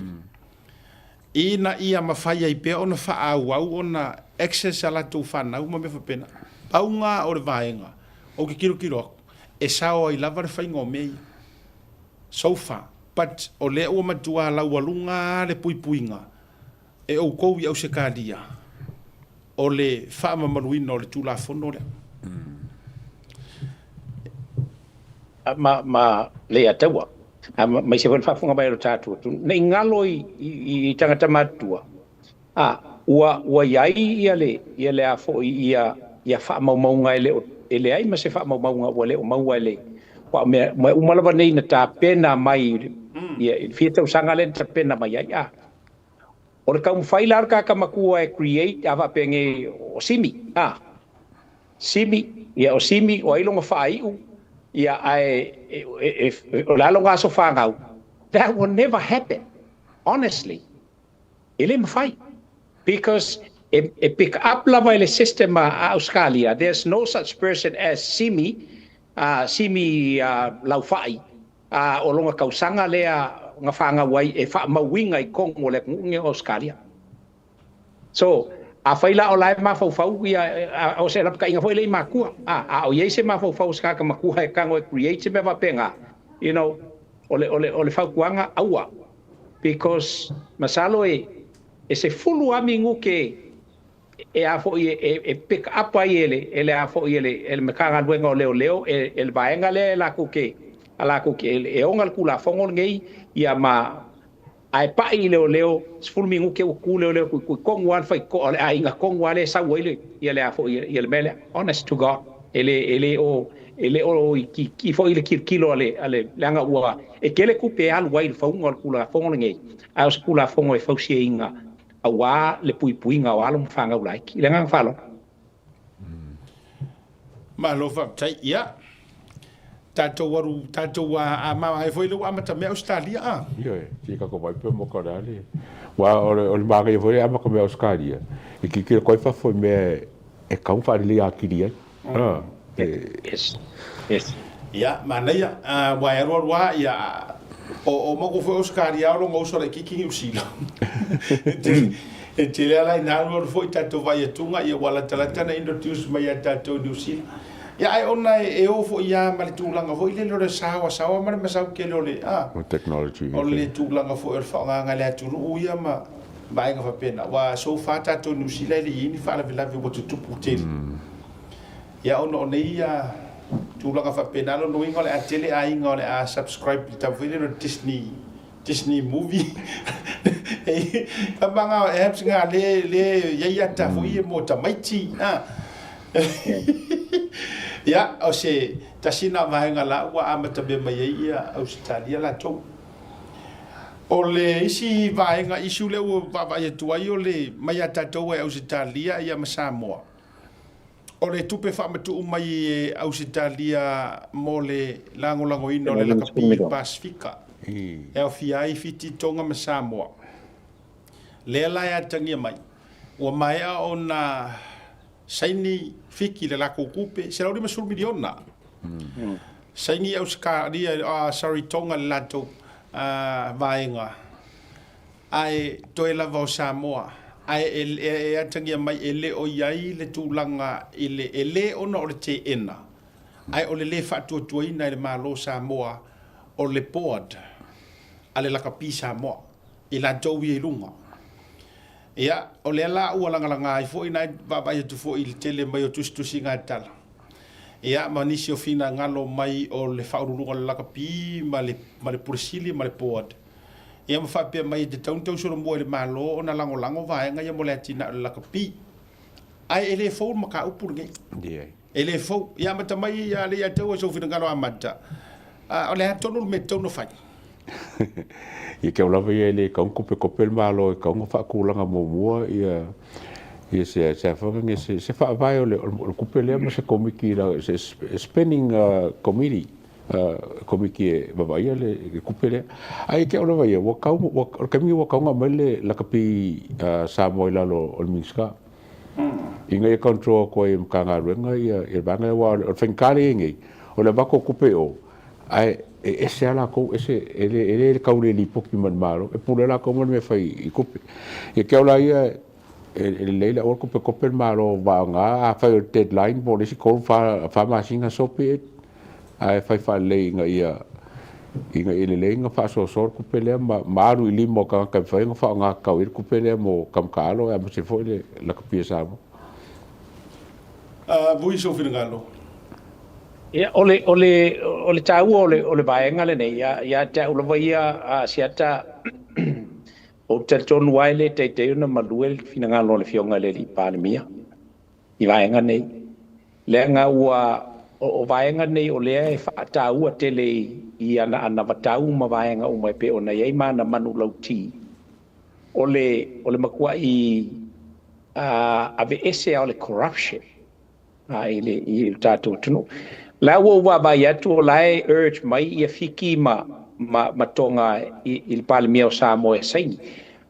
pela kau kilo ku ale saingi le ole onga kaluai ole kupe ele fa pe mai o mai fa pe mai e limas furuafe e ave ya fiki limas furuafe ave ya Samoa limas furuafe e ave ya konga ele o ai te mais mai ma identify mai ia se kupe fa pe nga moa ku kai kasi ole foai ma le fa me alo fa Australia it's specifically to the Pacific nations mol Pasifika longa winga o ke vai aku ole fa ka wa ngau mai e fiki ma foi ma konga o palmia Samoa inga ia lo fa singile therefore ole se lau limas full milionga ole kupe a ko lava e au mai i lima o aku moku ia ko aku ngunge i ko mo Pasifika ele fa pe mai mo Samoa lima surafe mo konga lima surafe mo fiki lima surafe I doubt langa le lawo ba ba ia kuia ia a fai wa saingi ia konga mafiki wow that's their problem wala ko fu ia kaunga but then e alanga urge mai lo le ka konga asia ka ma onga ma ka mo fai fa ka wanga mai le palmio Samoa ma ka kalo mai saingi because ale saingi ia le palmio Samoa ele ma fai onga fa ma mulu e Australia se lau lima sfuafe longa winga se lau lima sfuafe ko sa fai le lalo wa fo yo kai o malo wa fo yo ku moko le Pasifika le koru le fiki konga ma Samoa ia fo ka fai lo la ko vai vaenga e kai fia po kai lima sfuafe but ya ulo vai asia ka o se vaenga e sidi o ngale lei ole ele o ka fio fil palmio va pe mga ba ku fai el malo ele o ka fio fil palmio va pe ba ku fai se me alonga ainga no ka fio fil palmio onga wa kele fa maunginga ole corrupt le sau mai kongu ole pulenga o ka longa al ka kongu mai se la fo i ale a fo ile la kapi Samoa so e ka walanga fa keke a wal palmio kai mingai ole Kausau ia il Cessno. Of course, we will sign, but you know, e aunga fa malolo ma le wa ele ming skao ka longa. Wa ka fu nga act le ming skao ka longa la ko ia inga ia face fa iunga. Wa ale ai ele fa sangi palmio Samoa. Ia ai o ia ko am fiki mo konga la le ka kilo ia ir kulanga ole. o le kupenge se lau 50 milionga o se lau 50 milionga o particularly for the Pacific Island nations ai le fapeo ai te mais mai fapeo 50 konga 50 Samoa 50 ia fiki ako ngol vai vai nga skemi o iluma paten it's not the way I see it ile ngang fa lo o le vatai o lo manino a le ia tau ai sau fa poponga a o le winga la le tau fisili atu wala ngole fa ka li par mio Samoa e sa o le o langa saingi e a ko ai saingi e ko e fa maku uma ia iloa e le government of Australia le se laudi mas furu milionga mo le aki nga e o le laka piungi i le Pasifika ia ko unge e koru a le o fai tau manino atu le lipo tele APC Pacific o le sau no mai ai kasi arma fua anga ile o saingi ai le par mio Samoa onga inga ia koe suia a koa le whaavai o le yungia Samoa. Ngā kongoa. Aru ese le chairman. O ese uma malako le iai. Koe suia a koa i se kulanga alo ia le leima fau. Whako asangi role inga ia rua kura kupi. So a whapupurkala. E le koe whako kuainga. E le pale mia o Samoa. Koe la e pala kai whongor kai miningai. Mare vaenga umalai sa whaia. Le pora a kola i. Pora. Ole simple lia la ole vaenga le kau kurkuria. O le fisiri la i kako whaasoa. O le ale solution o le melea. E ka kaunga saini.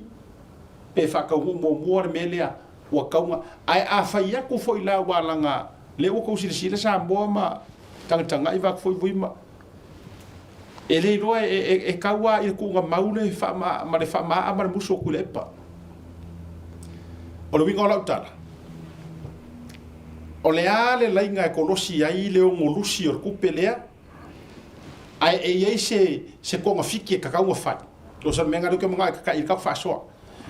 O le konga what's the best solution? Wala nga lawa fa kali mai konga mfiki. Le fo te fai ta watu o lai au mai le nau o le parmia fa mi se konga le wa fa mai o le mealo fa mai langi mai le kuar me le. Mo le la kapia konga. Ai fa mo le Samoa. La au ngangi mai ro ke va kuskusinga le au mai. E ma whainga ku ese ia wa whaporokiki o le kai o le pale mia mar kai o le kuanga. Ia ai se I whaise ai seu sila I vaenga le inga ia ma whai o nga whamaku mai lor kupi. A le ua ta maule tari le pale mia, Samoa. E le sa ingia ia se mea. Se I vanga ngā o suia le poa ta laka pi ma me unga. A whaaku mawinga la re whamaa upu o ngana whaafai ngō fie mo lau teri. A whaamaa a la ma whaau ko kuila epa. Le chairman. Ko aku re poa ma yungi ngei o mai ngā mai whai paroka mai whai para ai ele ka ngofi whai saur paroka e remove ai pi o la koule le. O le a la le isi mea ka kaunga whai. What do you guys think? Le winga ngalo ke ya so fingalo yo ko ka ko topic de bela me ka ka I think ole asiata maliata ole e simple alim ka upu a fai mankualanga ol palmia saingi a saingi fo el palmia o Samoa the money stays with the government le ma fai nga releasing lola wa le wo o mai le kupe ya Samoa ai le ma fai o nga releasing ele fai nga malo le kupe nga I le yungi la kapi pe a fai ele cleaning le mess like kongo le yungi la kapi o le nga yo inga la nga ka nga fai loa ele mingska e nga ami ele mingska wa nga ele fai mingska nga fa ke ala ko airport because nga ele ififiria ele mingska ai ma fai ele mingiska o nga kalangoa nga iungi uma o le kungu inga ia avoid le koe fa fo el kupe skaimi ko sa ale fa nga le kupe ngai Samoa ya lo nga winga ka o nga koe fa fo ya at least o la o sengi Samoa fa ma ku mai el kupe ai fo ia a fiki la ko ma konga pa ole awala nga sili nga fai ngofie ole saingi el palmia because angale ai le saingi el palmia ele fa pe ole saingi ale a fo kai fonga mal po no ole sasno le ai o le saingi al palemia o Samoa. Therefore, o le kupe laia ka mai foi Australia, ia ui anga i le whainga malo, o ngā whai e la le whainga malo, la ko la foi la ko, ele o pose lilo i le afo i le silafia Australia, o le makua corrupta o le afo o le yungi Samoa. La hola a wala mai whapea. Ia pelo o lo ulea kan kongunga ia il maka upur ngei, saingi il palemia, hold le whainga malo, ku inga kur kaimi e clean up ile meslea ko am fainga release akur kupele a oila e afo e la e sili onga manguia i mengi o yungi le pika kas ole grooming o kamaka alo inga i mfaionga ya ola ko we fucking gol mai ila nga fa lo asia ka fa fonga mai zamo esa ole ya Eso final. ele mfai el par miembro maro que mi control la kapisa mo onga esel la ko ba ngalo wo yai I'm a fire malo on control se fengange se sports spending sports control spending control committee o ngala lo ke feeding a la kapi I control al maro committee da on fango filo le fai o se committee lo ke handling al mele on behalf of malo en fai malo control committee nga o komiki la nga feeding le la kapiyungi i me ka fai ai sa o wa pasi le polo o le la kapi Samoa ia o me la kasi le ko vai o corrupt Ole ma nei e ro finagalo ke lo option mua ma nei e option le mai le fionga ya vui ole option longa lua ka kia ro la ko la kapi Samoa ai le liu mai le malo e whaku sesi yungi o lea le ku le ua maua kongu mai a le fionga ia vui le key phrase o le melia it's a government Australian government funding e le a mai a sao au mai fea ngai le malo Australia ma se yungi la kapia Samoa e fea ngai vai o le key signature le i o le paremia e sau i le malo e ala vaa mai le malo ma pa war fainga le ko inga skaidi lea wa o te fatu mene mai la utala e o foi kanga kai le wa ku yungi ia le fai le AGM e nga au kala ile vai male usunga ai wa ku uma pe sai aku le pa a le me o ke fia akai a le atau mo vui e pule kasier kanga kai le ai se au loka pi ko kongo Samoa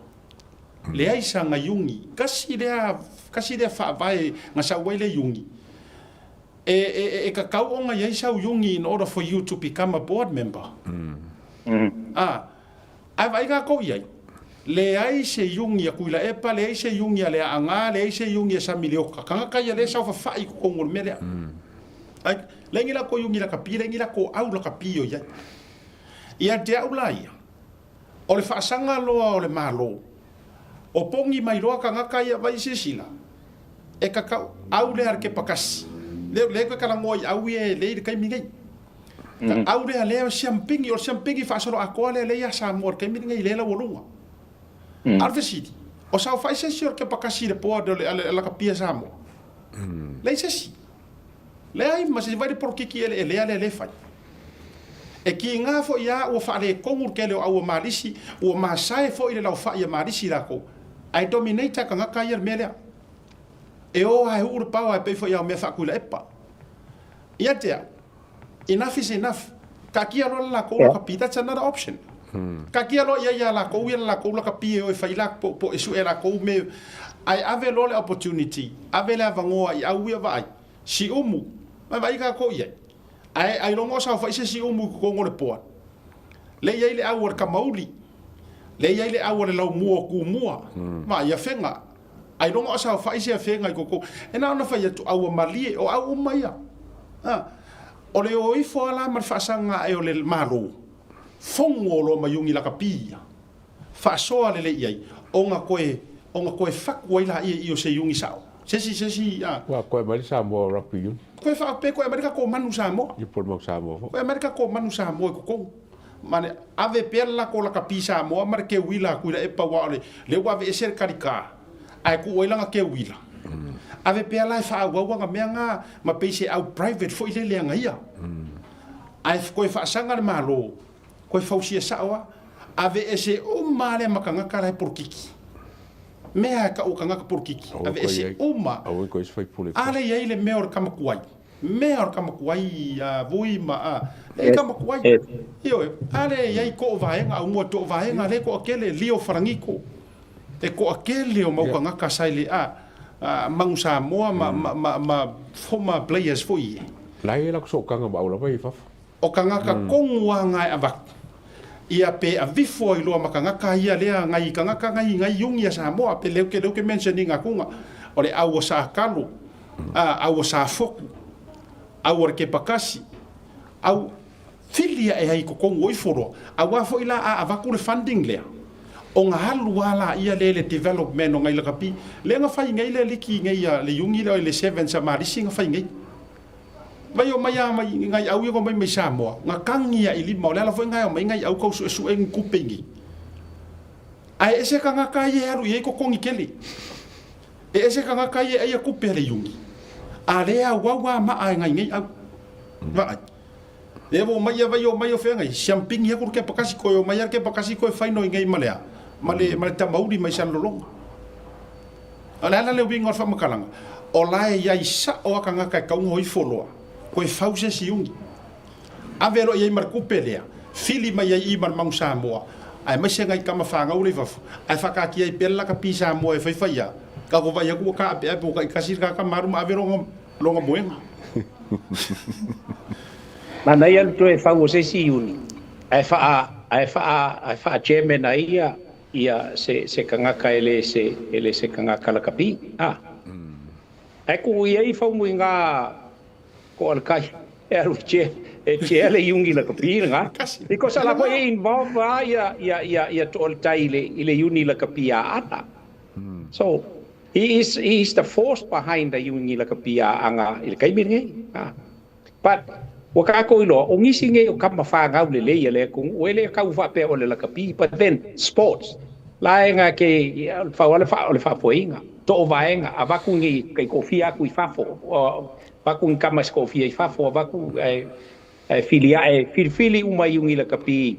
I Samoa ia kangaka le kangaka o iai le anga va o me ka sports kangaka ma fa nga international lang kalango le ala le o fa ya ko uia ia David Tua Yes. Because I'm afraid international. So kanga. Ia wa ko lai ke wa movie sa mo le kamali o le ku. O se kanga ka sa pa ki ai sa mo le kele o kaimi ma. Ele o kaimi nge avi foi. E che inga le yungi la kapia al ka ku uma ka wai o le upumongia. Ele ai ma se kama la kapia le fia fa longo I le anga va ala ia ko el kai ia famuinga ile meka ole fau ko inga vai le kelo fala ko nga o ko ngi sila sa ia ku pulanga kala vo ai ave o ia ma he was the voice of all these inga nga kala ho lele ko fausia o kai o fo ngi a pe o kai o fo ngi o ava ko e Australia se 5 milion e develop ai la kapia Samoa why not fa fo uma me uma ele ngang fa lo va ku fa fonga mai Samoa E dei lor me mana iai fo ile ave o te whaarua ina lo vina ngā loe tuu iai whau mui ngā kōrekai, David Tua. Ave wai lango mantua ia o le tangata ta alo iai lana pule mga whangafa a marisi ku. A whinga o vale kuro markanga whao ngā roma rima. Kuroi. Anua no foi wa yer ka aro leanga ma ia kupere ia wa ave foi e tua ku poku foi e ma ku o me awa ile ai Pero tawo nei tam fa na wole tunu international lack of recognition you know so la kai me e alu kangi aku ise you know ile malova pe malo okay la saula e alu e avo e fai proclamation o ngai me uma e mga mia e la ku recognize le lope mo me ia le avo ile le WBO ma WBC e o mai kupe e o mai langa le kangi aku le yes it's just a thought sponsors ala lo kapi pengo film mo ka pape o le taimi ai toi sui ai le board mo e se tangata nei o le taimi foi le na le atoe va ai le tupe ma le tele o tama fana o le atoe o atu tu tonu e lango le la kapisa mo ma tuana se tasi o matou wa sports talanoa no fa talanoa matou fa talanoa nai le sunga ya se yuli chesi sapon ua kasi le milionge Amerika ma o ia kongu le vakua ka maka aloia le NFL mai le au ma Lucial 49 na sai ko o lana saunoaga tonu ale ama ia siata ma au mua ma tole foa e le faigata ia te au ona o faisia o fanau kama fangau ia le tore mai la tala wali ka i 4 milionga e le faigata ia te au ona o tango e talo sanga i tamane e donate every year lima se lau wafe Amerika le tama e to tasi mai ana tama e pe luas furu la ia e donate mo le atina e o lakapi e sa mo i tausanga manguala e kango e whaupo whakasika i lima se lau Amerika ngei ai i vet penga se ko se furu ka ngaka e donate every year ke lea kuilo le funding le mai Australia na a o tausanga o le winga o whamitalanga na i sa unua ai lunga o sports tala noa le sa unua ngale a sunga le se yuli Jesse Sapor ai whamaila na tala ai whainga tā tele no whaia le nā mea le angai mo mia le clean up o le kokongo o le yungi a sa moa le lakpi waan ai mangingo mai ai ka malai Amerika ai mangingo le mai ai ka mawhanga ue le ka waso ke lo nga sui ar ka ko yungi lea whafowinga me uma langa mai lo vili lo mala aulia male toa ia se yuli Dwayne Johnson The Rock ioi ai vai le toa sa mo le foi me fa mangui ar kam ke lo nga uma o kur ka ko yungi foulea vili lo ia mar palmia ia o ka nga suma o ele si board member ka ko yungi ioi o lau sunga o e ma David Tua o lua o ko board member ia la ya na fua le fionga ia murianga tele po le fionga ia turi au pupu Brian Lima vai nga wa ngo wole ko faia o nga wole to o ai lo la tamba sei ya orka ko yungi le si yungi milionge le la yengi o pomong yanga yo ai o le mele tu vaenga asiata ma le ata wa tatu talanoa i le tulanga ya o tamfa nau ya Amerika Samoa ai o ye foi langon se o levong ka pua i o levong lango mai Amerika Samoa ile ka ko manus aka urol mang Samoa ole fakua ko Amerika Samoa then it would be nice a o kai mi ia le mai le yungi a kuila la ko wia a Camilo ia selectors ale manu ia maua mai ni o la ko foi sui o mai kusapo Amerika Samoa se o kasi ale au Samoa man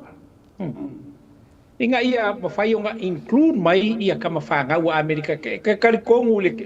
ko kele o kama fanga wa Amerika Samoa la medio ngea ile gridiron ko kalikongu le kai mia fai ai se fuanga fa pe wa le wa yer ka ko mele ola ato Samoa winga e wi ai nga lua fai nga malo o Samoa o le faku Samoa pe vo nga sango ia ile peles kenge o le moka mawalunga Amerika Samoa le ko fai akwa olo o ka se manga yo nga kalango mai kwa olo pe va pe a fai le amaka nga fo le o me uma wala ka ko fai nga malo le mai o le fast am tanga fo mal kulanga pe o nga ye se ka ko amaka uma se mele le uma inga ia mafai ai o nga fealo fangi kupulanga Samoa ma include mai ia wa ele mafai Amerika Samoa nga pa ilunga ile kulanga ho ile ole alu international la ko au ai mafai o nga pai pe a fai e mafai o nga picking ya la ku kamalele i ko kongu o ka ko mangu Samoa ole awa Samoa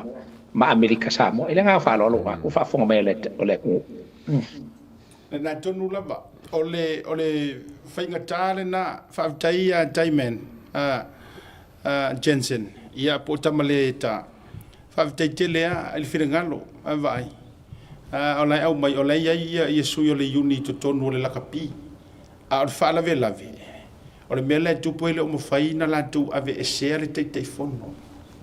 le na tonu a fo nga ko ngue ka kifa ku na maua na ifa tala fo ye mali o melia ma to fo le fo ina fa ile tau sanga na tene ina tu fo ye pa o falo ma vai nga le sila ko kong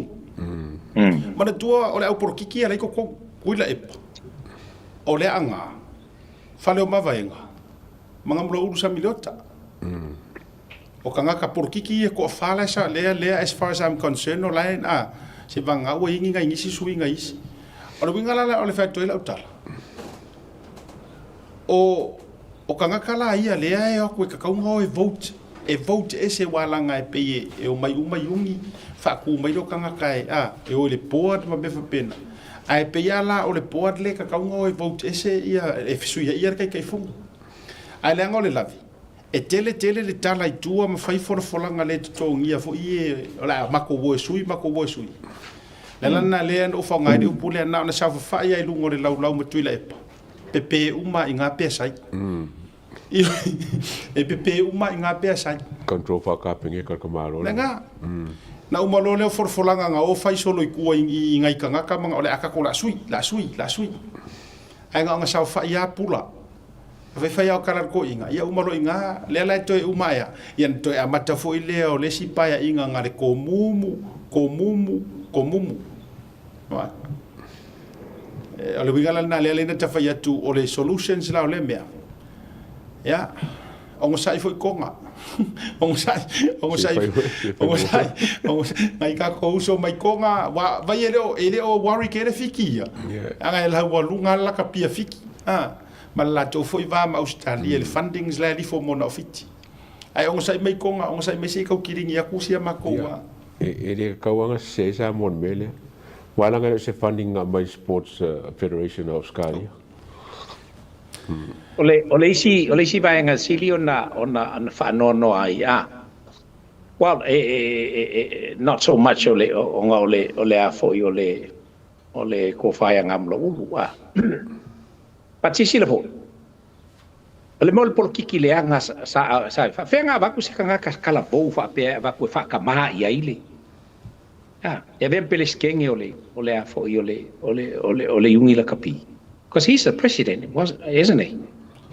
peles kenge ya namlo yes ole o se kanga kala bo ole wa neglect ai ia kama a inga sa ese pe ole fio ako se o kama a inga e vea ma fo i ma perestene po fa kama po le alava e faisanga sa ngoanga o i faku o kupulanga kama ka alo ua mafai o se kaimi ua mafai e lo la ko o langa e o la ko ma ku ele i mafai nga lulu lima male ma kama a inga ia ua mawhai lo la kou kaimi e ka alo ai e a vaku fo ile upu e mapo alis ele malelenga malasaunga e vaku o vaenga umange iwo ai pe ko vai aku ia sorry ya ole mele ye ya la ko vai kungi ole pe o se yungi se poda ale HPP me la ye poda ale kako o vaenga iwo kaunga nga via lo upole sa makama ya Donald Trump wele nga iwa pe ai clean the swamp so it's time clean ile swamp le kako ma o se kai mi vabi you know we don't want to leave it too long ma le tatou vaenga fo iwa tatou so sonia ile ta upu lo do winga mua final warning fai se swinga le lakpila wa yai ale ai ya ba ngai el option le saini le deal ai vatu tu pe ta firmalo ya a fai tu lo ele ai ya ile fai ka ngo fai se ya va be fa fa ku se si ungi fo ma se si mata la nga fo ai lo fo ila ngor keyword tale na sa no ile fo ka pale mia ila na fa tonga ole numero value ole new beginning ole pa inga le ngei wo ngapale mi ai o le pale mi ro ngavalu le ale winga le natala al pa inga lo ngavalu sa pa inga lo ngavalu ole ale winga le wo pale mi ina ia ole ale winga ole numero valu a matanga fo a makanga fo lo winga a fa ka ko aro lo fa fo uma lo me uma Of course. a fa fo uma lo me uma le ya se me fenga kai fu nga vai ya ro winga la nga lo la le ka ko va ku ka pe wa ro ka kai Whakawhi a askari, whakawhi a vui mala ko whainga malo te le whorngei a se lengi wa whai me ala whamai Pasifika. Wa ko whanongo i, kei mingo whanongo i o whakarongo le CEO le lakapi, whape whai pe su kasi milion. Baru su kasi milion al pake ki rana e kausanga. Ni a whai lai mo se 5 milion a Samoa mele. Sorry. Wa ka vai kausanga e. Ai, kasi a kausanga ki ringi el por la ye. O el por le. Ko se mo kausanga e whai ia. Ai a paka masi. A paka se kasi a kausanga. Ko sa nga va Ai wa mawhai e ho i ona. A se ata ma. Uma ka masi ya la ko le si duas fu kausanga wai. O nga pa uma le ia inga. Sa wala ka la fu ke o. Ia u mawhai fo i ele tupe le ona o nga kako saingia ni key players permanent manu Samoa players saingi ku sa le ko kala ke ala ko ngo fo ala ko Samoa ele pen ko saingia is kon kala ke sesi kalapu but then o la ko kalapu ala ngo fo Samoa saingia mango pe mele fa Australia mele fa Australia wa yai lava ila ko wa permanent lava ele ongi kalapu fo ie ka aloi wa permanent na Australia o la ko wa le o le a ve ma leaders o le a fo ie ma key players le ia la ko ke a kalangoa i kupulanga vaenga o penga la ko nga wenga you know and patei o la a fili le Wallabies o la o ie la ko because they have signed for 3-4 years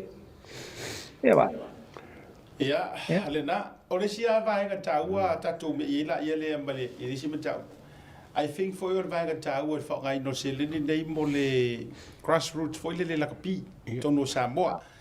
E mo mi ale ave mo wa funding ngai yungi ale ka ki fa wai. Wa fia ni tama fa na o fitu fa na mai yungi ngai. Le go mentioning aku. Ai o ye se so nginga e ave ngai yungi. Wo ye ni so nginga ka kupe. O ma fai o nga ave i so ya ki ya ila to wai nga o le fa nga ru ma lo sio ka mai ai wo te tau ona ave tu la ka foi a ausia e le yungi la ka pisa moa le level le ka usanga ko pe top 5 tau ona yai ni tele ni fa ma tu fa pena e ave mo le developing o nga au nga ya me se foi tono la ka pia o me nga sa wai da makanga pai foi na tu pu lo ma le mena Lesa ye developments foi lele ma le HPU o Samoa sa ye. O le manga ngai yo result o talonga sa ye Samoa. Ngama kua manga ngai ya ai wa ya ro. Ya. O mai lo wa tato o le vai tau foi lele no le va lele lungo o le o le ao foi lele nga kaya. Ai le lo. Ai le lo. Asiata o te lo lai. There is e funding lai avatu ele a fo ele uni la kapi Samoa nga i uni like i uni fo e fai tu malo ai te lua sila fiel me la ku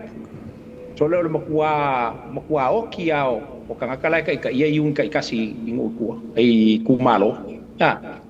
ke le ongi si e ke kala ngoa ku e fa mai toli nga e mako ke le ilo ai mako po ang kupe o mai le uni la kapi ale mako lo nga sa au mai le kupe nga ile ka usanga bale ka usanga ka visi o la me ngo fai ia fa mai mo ke le ilo me nga ka mala la ke ilo mai lo la ko lo nga winga ele nga ka inga ki lingi le a fo le main union le main board ai ki lingi ai fo ima mai ungi i kumalo kai kas wa kele le fa maongi o le corrupt o io ka kala kai ia yungi fa bale anga ku pulanga ngai ka mai ki ala e la ko kele o lo ku pe ba ko le yungi la kapi ba ko ma solo e la ku kanga fa la ko be fi e manga on ye la nga fa lo me nga ka wa ke me nga wa mai vui o le fa nga kon kala ke ka me ki funga wa le ka aro ka lu suru afe ka usanga o nga full time ala ile a le ka me ki dis ka usanga ye ku no ko suru afe five full time players e lenga select ka me ki foi le pack up le ka ma ka alo ma develop foi la ko mo iska usanga Ma lo fa tai tato ma lo ka. Foi mai. Ya tato wa fe ni si o mata. Lo ai ma be fo issue lo tele. Mo fa o na proclame ne va fe. Affordable funeral services. Falmaliu Atamafalau Samoa Tonga i Okilani New Zealand nei o oe malo aiga. Affordable funerals o le tani mo te mitinga o le maliu maleoti. Mili mai loa o lua tasi, walu o noiva, walu tasi o, mātou te o atu i lau maota e tala noa. Awase tau whaamama a venga mo to e sauninga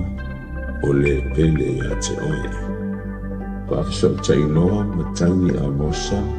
i le mō pai o lua tasi, walu o noiva, walu tasi o. Po le Facebook, Affordable Funeral Services. O le lau mua, pusa maliu teo wina i mamanu Pacifica, whapea so seata o designs. E atangi ai lo la tau soifua mātang o fie, mo le la lelei au lelei. Awhiso tai loa, matangi a mosa i le olu a tasi, malu o noiva, malu tasi o. Affordable Funeral Services tau tua mo oe, maainga uma i New Zealand nei.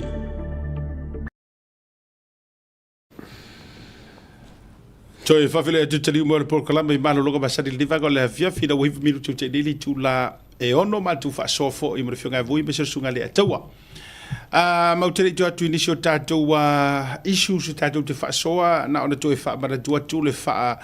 pitoa le dei a le tātou au nanga le Jevic Island Taste i le aso a taiao ma le aso tōna i nei a tau me le pone aso a taiao le aso wharaile mai i le lima i le afiafianga i le sefulu i le po i le address le na o ta o lunga ono tasi wha Ballarat Road Adia ia o le tūlanga le nā o tau fo isa lango ma tau tua i eile nei au unanga ia Jevic a le fionga ia whaofo po Mr. Falai i mere pone ia a le special le nā asto nai ia mai se furu le tau se furu le po lo su ta la le tātou tau mawhitanga le nai sira mai i mo ma le tātou o tai o le makau ki o le o tai lea whelongolangu wa i le o tai su ta la i le whangu e tolu aso e te tau mawhaina i le whanu le tasi le tau Ole o tai. Ole o tai. Kuso loko fare kua fai me ngai le fai Mr. Fly. Wala kai konga so le kwa le ia. Ole matua ia ole si foi ia le na. Ole si fa mole misa ia le tau le pese tau bofutanga fo ia le sunga ia tuala. Esa o sei no mai le tai ao. E ili si tātou mea aile nā se o koe siaki whare le ia kunga re kako wa ia me fui le mele mo le uri e ka whauka sen mai me ia se o toi siaki le leia le tātou wa whaeloa le nā tuala sapas lea wa toi avatu misa nai nai lau messenger toi sia i fui lunga ia so soa dia toi fo i sunga ia tuala paina ia masiana foi ia tau mafaina ia o tau maftanga la foi I think mo le se o ko ki lo ko le ale kai mi o le melea ai o le ala so aso sumre tolo te se ma afera su ko is to Saturday ia se umona to e au watula e lunga se atu lunga tanto wa por kalame so so ne to foi ia I si uso foi positive mali ia me se la sapa me se na fine ia se umanga na le wa vatulunga kongi mai lo lunga misa se isi sira mai le tulunga le na tonu la vai ku save unga mengore oka ia le na la le tau maftanga le na o le fai sa pasui e lua drums stick o le fried fish fai ayula o le oka ia mo fe maltamana fa papa na ia o le address le na watu ina tuilunga ia em fai fo na pre-order ia mo auto uma ia lago le faamoemoe foi amisi foi tou kuka foi ma tau mafutaga ia anei foi tamali'i o le tatou atunuu mo tou me le pogi o ka le magaio faapapaa sole le o ke ko kango ia na ai ole a tatou toi faasolo ina inisi o vaega e tatou te o le tulaga la tatou afea o le keisi lea faleasi'u o le uvavai atu ua se ale mea ua aga'i e le faigaogei cases vui ma le'i atou ua tau sa'o ai le gagaga lesi koe'iga kua a o sia kakou ameo ea ua kau aga'i lelē ai o le hale uiga o lea fa'amatalaga o lea fo'i e akagia mai o lae ua makuakalia lelei e le fa'amasigoga ia si agoso fo'i le ua avaku kokogu e ulugia o ulugia ia faleaka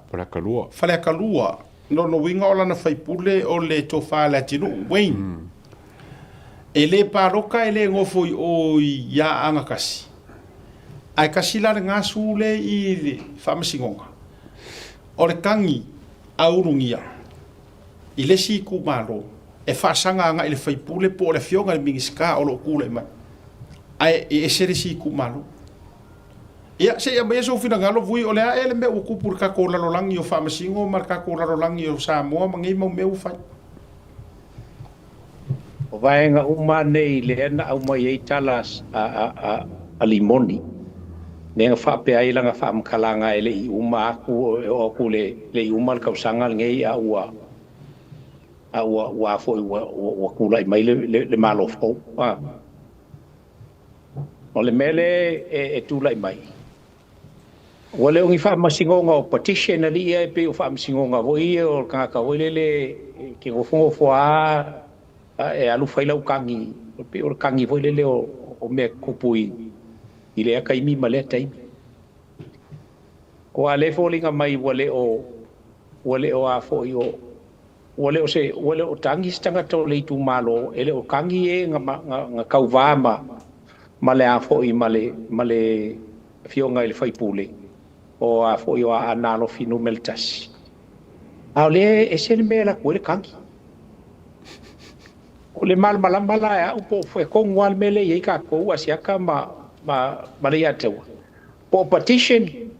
po whaamsingo ngā fo i o kangi a kanga ia o i fia kangi a e alue ke kangi. O le ala waka aki e petition, o le kaiminge o petition. A le ufai isi me e se aku. Penga ufai aku, mela le o le wa kangia mai uma me ia ilunga. O faunga uma ngei o le sa fai sa kaukala i le nguku o limo. Le ala wa kangia mai lunga. Ai, penga ufai aku mua se ata ma le ata wa. Se o au ke o foi le leo ia siri po le alme alo ia siri lai fai. Awa o i kaunga kula i mai lo ia siri fa pe mai fakala ia. Le o fe kauia keisi. O leo le a fōlinga mai e uringa umaku le mings ka a sau le keisa le suwa le ska ka e whaasanga fo i le si mings ka ma le si mings ka. So when are we going to put a stop into this? And I know for fact pe nga ufai aku langa nga whaile ma keisi ma mulkau sia fausa o nga le kulanga i le ule fia o le whakau uinga i le sa o langolango inga ia le whai o le petition.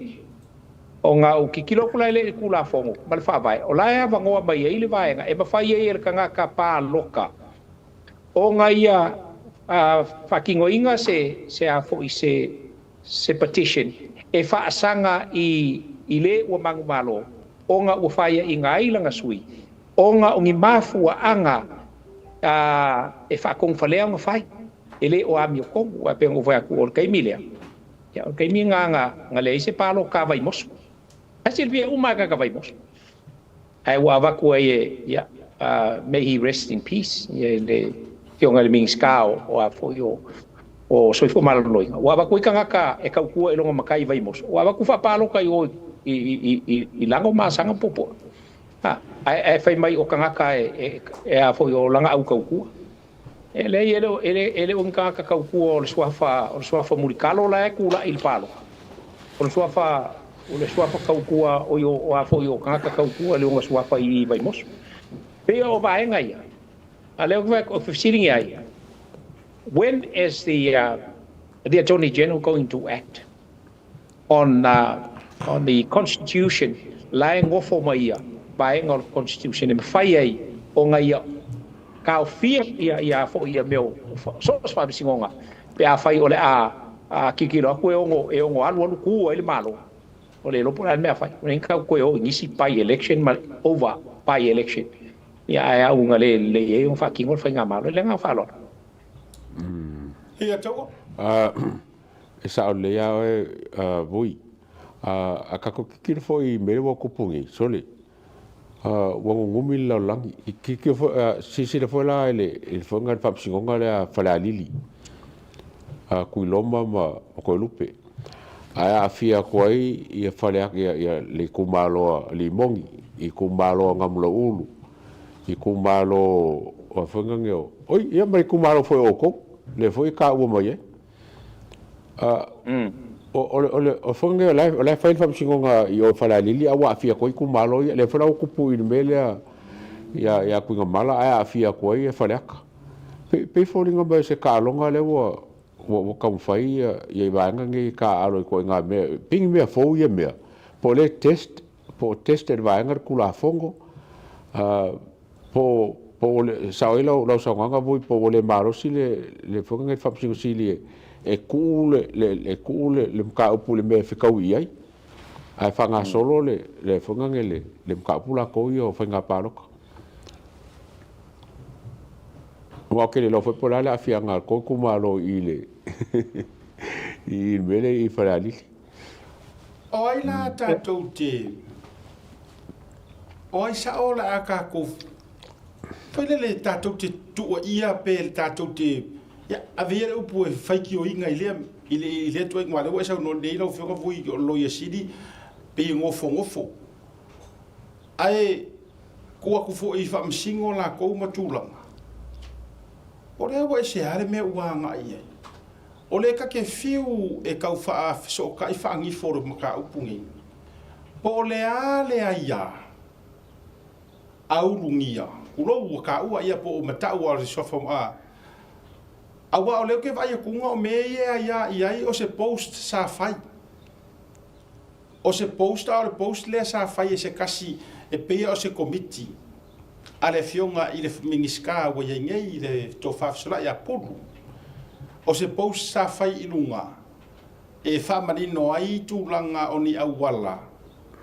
sa fai ai lalo proketi ko ki ya kai foi lele ma fa manino ai le ole winga la le o ki fai ole post le fai e a pulu ole post le o se posta a pulu kulo le fionga mingiska ole post nga fai se kasi o ki nga po se kamaikai a fai o langa komiki ona fesiti ole ana le mea wa fia I fua le mingiska I le mea ai mana tua mai a fai ole aka ko kuri au puinga le vaenga foi le no fenga paroka le sa wesi ko misinga fenga paroka fa pe mai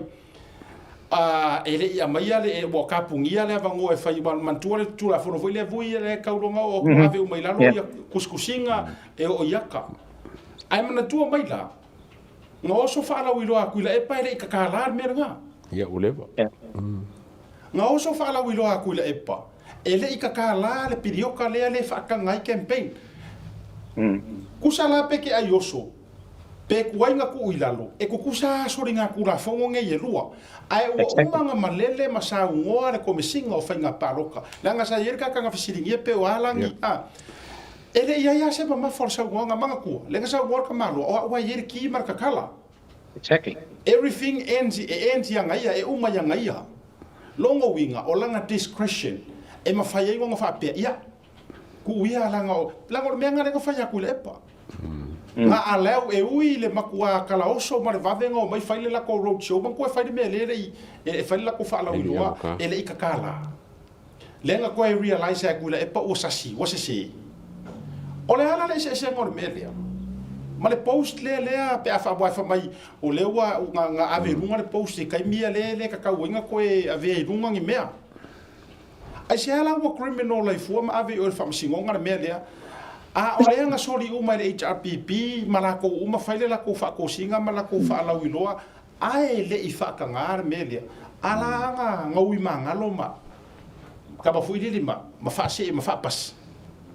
a le fa upunga asia tole post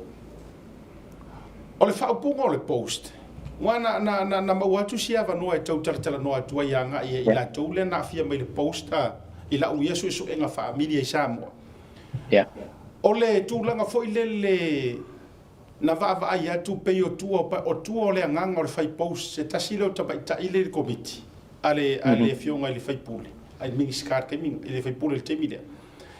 E lau te vava ai atu I teimi o whato sina. E pei atangia mai ua tau alu whato sina fo I anisi o suiang kau wawa kasi mwhesolai. Ia la ule ta uni suafa.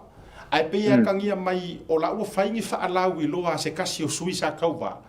E whao ngā ai au wala kele ia ua sua e kai minga a o mea ngā sua I porokeki e fast. Ai pei la ua maua mai nisi o whailoa I ngā isi sui ia ngā owa I ngā sa yele HRPP sa I male markuko kasi. E peila ua maua mai niso fa alau I loa fa pe mai o le ufa nga se tasi o tamali I le sa tau va fo I le whainga balot fa pe mai fo I le o le ua sua o langa karosanga le ua sua ai au wala ma me fa pe ngā ona no folo lea o le sui lea a le komiti le fast al proketi ma post lo I lunga malisiki e fa maungi ai ele ongi mea se kangaka le alu paloka o mea ia o mea le polokeki Exactly. Ia malato fa manatu loa a anatas. Ngai ko ki loa kanga kare ku porokeki or porokeki le fast or fai pule le yai. Ia e ko paloka lea marpoko. O punga langa ko oilunga. So le winga la fa matalanga. Le aru loa la kanga kale lea po se fasi fale asi ukuro.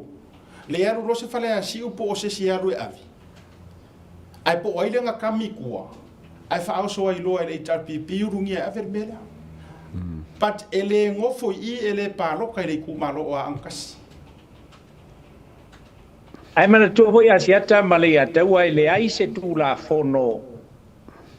o fa pe mai ai a mea a olo ina faile fainga palota ona tau fia uma fo ile o nga yoinga ma fuanga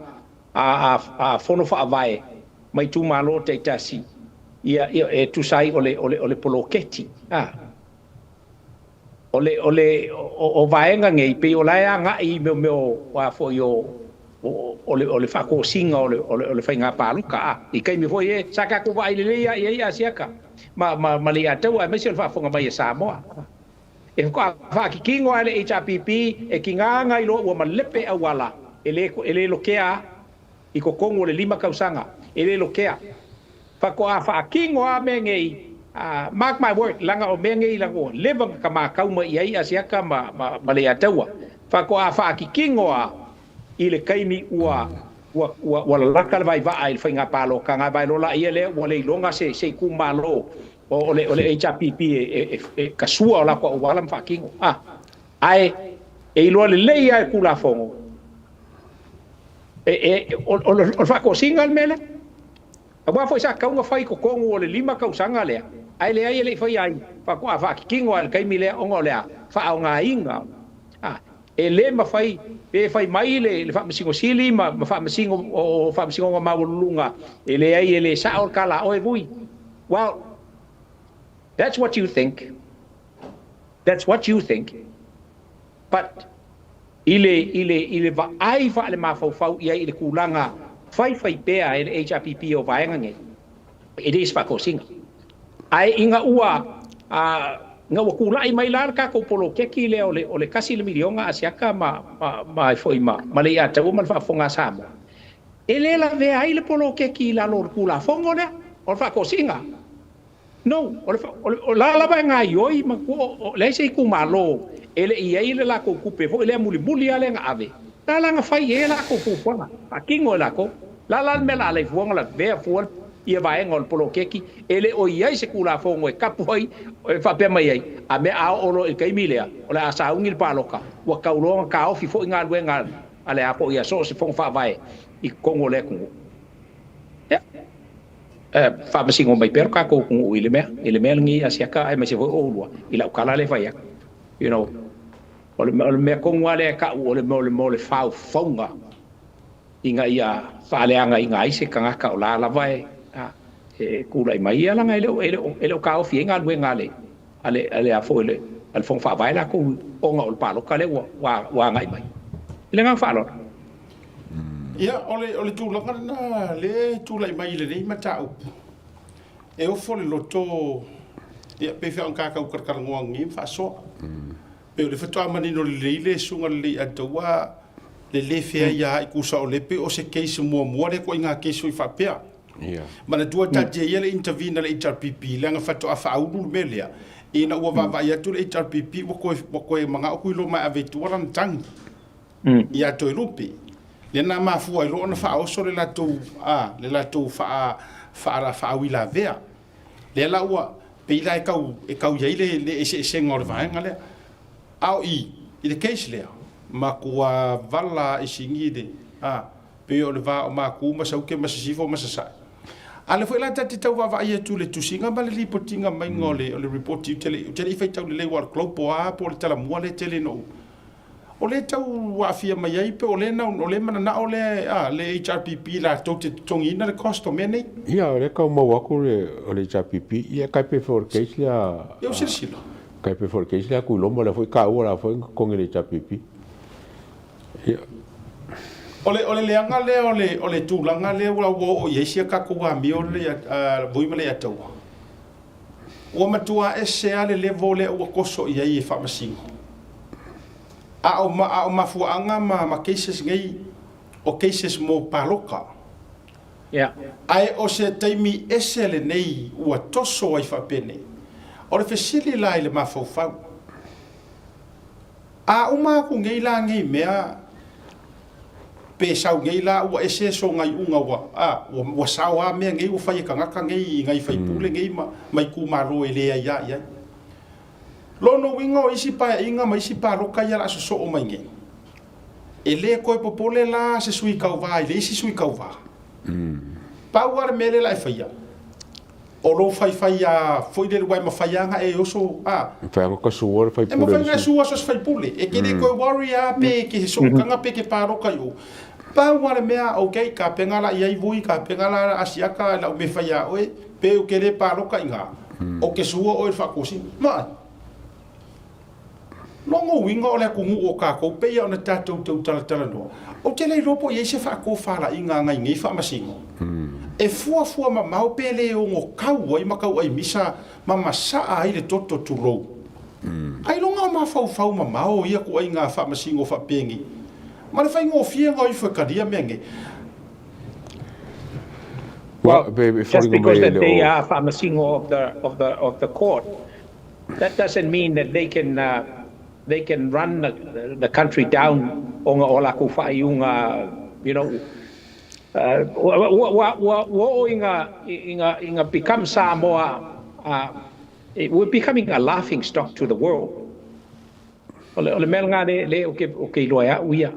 wo umaku le mea e amusia mai ma kalie ma ele ku o ia le larolangi ka ko sfuru pasenge ia saule mea e sisira ku le malo ia le larolangi e va pe sorry falling on my it's Samoa is lack of international understanding ile mele ole lo o nga kula fongo ale ga fa ku ile e pa mala mai e kaka o se fe ku nga inga fa kasi inga ia awal va ai mai ale larolangi I kulanga o memo o foreign policies sole e o ki el makako me ngalo ke longi pa pulsa la wal mele wal we kako salo a mo foi sis ka biki kai au fa ko o ke mga o ke sunga ia langa lenga nga sau pisi mai pasi mai ka vale le minska ele pikia wala vai mala sa vali mai le orke Au te ngona ai se tu la fono e te tau ona toi fo I mai lo le tau saka fou. Fai lo. Mas fai lo te nga wa elo te tununga. A ko le ia lo vai koru e include I la tau e tu to tes. Ai se kula fongo wa ka longa sila longa fainga fa le mar ko e ai fa moi fo I le soso ninga tele le fionga kom sina fainga palut. O kula fongo le. Fainga paluka. Ia matua I toe le leia ona toe teu matulanga. Fau le lei. Fau le fausanga foi le e o ai fa masingo e fiu e kau porkiki e le mfa. Loka mo. Fa koi o le fausanga nga e fau wai kula fongo le. E o ai fa masingo ia. E makua loka I foi maonga lima maonga mafaufaunga. E le mafaingo ko e kau mafai e faingi e so o ngol fre o foi le vatu le fa fonga mai le tu. Ole tu la fumang ko foi. Tasi le vaenga na la pere pa inga na te atu nei. Wa umanei lenga wa tuairo na la tonga fitia tu la fono fainga palota. Le la wo o mai ya te mina malepe. Ko fai marka ko snap elections. Ele I fai ama ma ko king or kula fongo le ma foi sia lenga na fa pa fala mai tau fa last minute le fainga. A kula fongi ke lo kula fongo piko I ke le ar ngai ka kaunga ko uminga ko ave kongol or parming. E matua I toe fau le leia. A vese le ia paki, a vese le ia o isi kumalo e a fie mea isi kumalo. E langa ole silil nao na sao. O petitions I le va o le kumalo, ai le vapea o masui o le kumalo nga o, ai le vapea matangata o le kumalo, ai le vapea o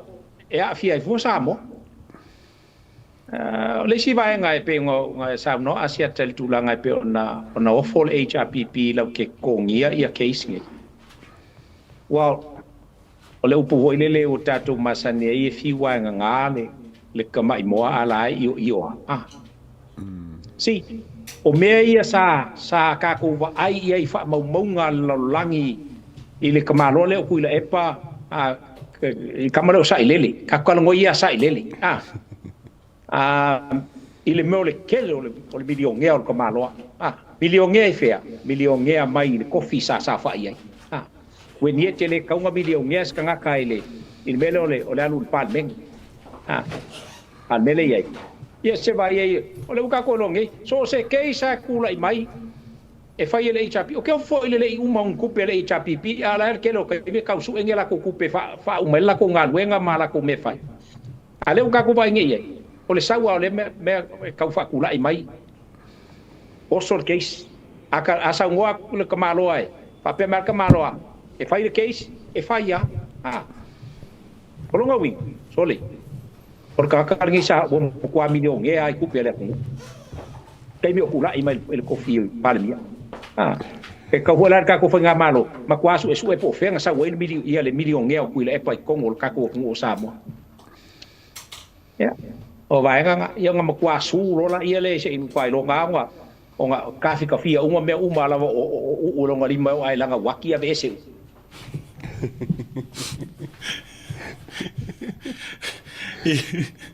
Ya le atua e se fa la telengo le vai nga to le fa solo wala o le case le nga ka ke vai ko tu sa e va tu cases er mali ia ta to fai goina yor mali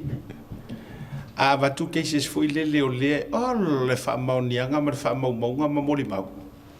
ai fa mai ia ele lava ai avaku cases ko sa kama foi le ma ko o fa nga wiki ele o ngia onga ele ia onga e ma fau e le kai saungi cases ko ko ma fau so le avaku ri o cases mo le la ia me ia ko ke va vai ko aula wi a fa masingo ia karia na le ka te fai atu nei a tango la le tangata sa mo ai manga fanga fali a tau ma vui e fa pa lengi sa ngonga ia e fa pe mai ai e ngala ka anga fi ko mo wet tala foi le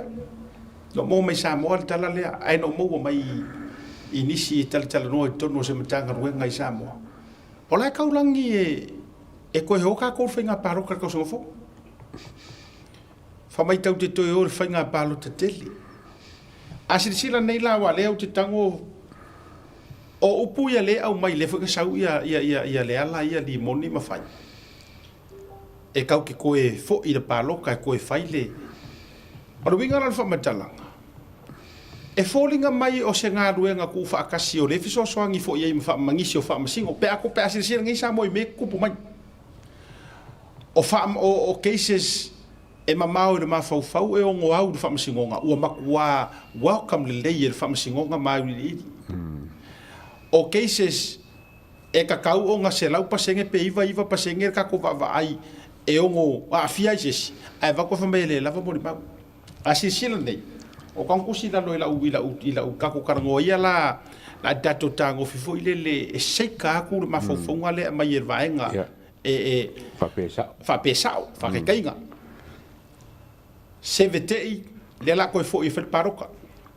sa faka kasi pol lua tasi o le si le fa mo ai ko rupe fa le ari di kasi walua inga fesolai Wale fo inga ka ko fa ole po moni na le ise singa ngo ile ko inga cases fa a lele wa makua I case fo ya le a boton of course ole ayo ka ulangi ku lo wale fo ngar pa le mia le fal pui o la audi de case le ayo ka ulangi de case le wa fa ma le lima pasengi oi se furu pasengi ave mala ko lua su pasengi vai fa ka inga Kofia. O lima. O le lato numero na ele taimile na ia fia. Sfulukas. Sufa lato numero. Longo winga la. Fa popo ia I male lima lea. Kofia. Sfuluipa. Pe aka ko kango fie ku I ola ko vai wa kanga ka fa mai ka ko wo le numero tau te o numero ka ka pe ka ngo mala ko ngo mela. Lono winga saulo I tua mare tame milo le la tame milo ai e kam milo le a tuto tasi ai mai se o sui o supply ku ko kasi fa popo le ai god fia me o fale o mavaenga ma wen ia ma wen wo fia ko so I kongua le a tau ma vui le wo read uma kwai le fia filingi o I le faka oko ai le fia master plan le fa ngi kusa I uma loanga la ko ngau pe fa pe o le ua la ye mare sao fa masingo ko kongo le mele e fiso soangi uma inga ia nguki para inga re kuar fast sao mare la ko pe la o se fulu pasengi e le ka kaunga koe lokea ua uma o nga whaile whai unga le whamasingonga o pili. Ala e o whai. Ale whai e kalia e vui ia Clarence. Lei e tati e o wamana tua. O le hai aka kaua ka ngaka le aru e ave. Ia. E aka ko mawhau saoa. O le si mele e kuila e pa o le songa kongi ia. Pe orka mafusu fo I leli. A umoloa mea ngao. Punga uraro. A ngare kongi ia. A ina mea ngai kongi ia koe la kua e patonu. O la unga kilo le melea. Kusa ole si mer ko inga nga o songa kongi ai ko kong. Ai o kanga kala ko kong. Le determine ia ile kadia male le kadia. Vai fala o mea le te fai atu. E o le furu pasenge e makua I ma o fare loko le mafai nga wa ko makadia. La la so esu la wo reserve fai unga. Mai. A o se mea sa ka ko kongi mai fafu. Ai o aku fale a lili o le fisidi o ile o ke fa ko. Oka se fisidi ngi o le ami o kongu o famsingonga. E o aku fale a lili e o ngar kofi. E fia vaku na lako sao ko kong. Lako ku. Ai va mai. O le arko wa ia. Ko sa aku de ngana lo tele. Lako fe au melea. E se ko fe au ku pe e ko se furu marcelau. Mare fix furu afi. A ngalo ai o fale a lili nga paroka. O le ale ia. O le ia piko I kele le ko kong. O kangaka ngenga e kisi. Apo ange ku pepe mo I pe le ai po le me nga fai I refuse la fale ali le paroka o le ale me mo we me ale avaku ko kongu vui male atawa ai kahela e fai la ku ko kongu ile I ku la le ai ko kongi mai fa for ka mi ale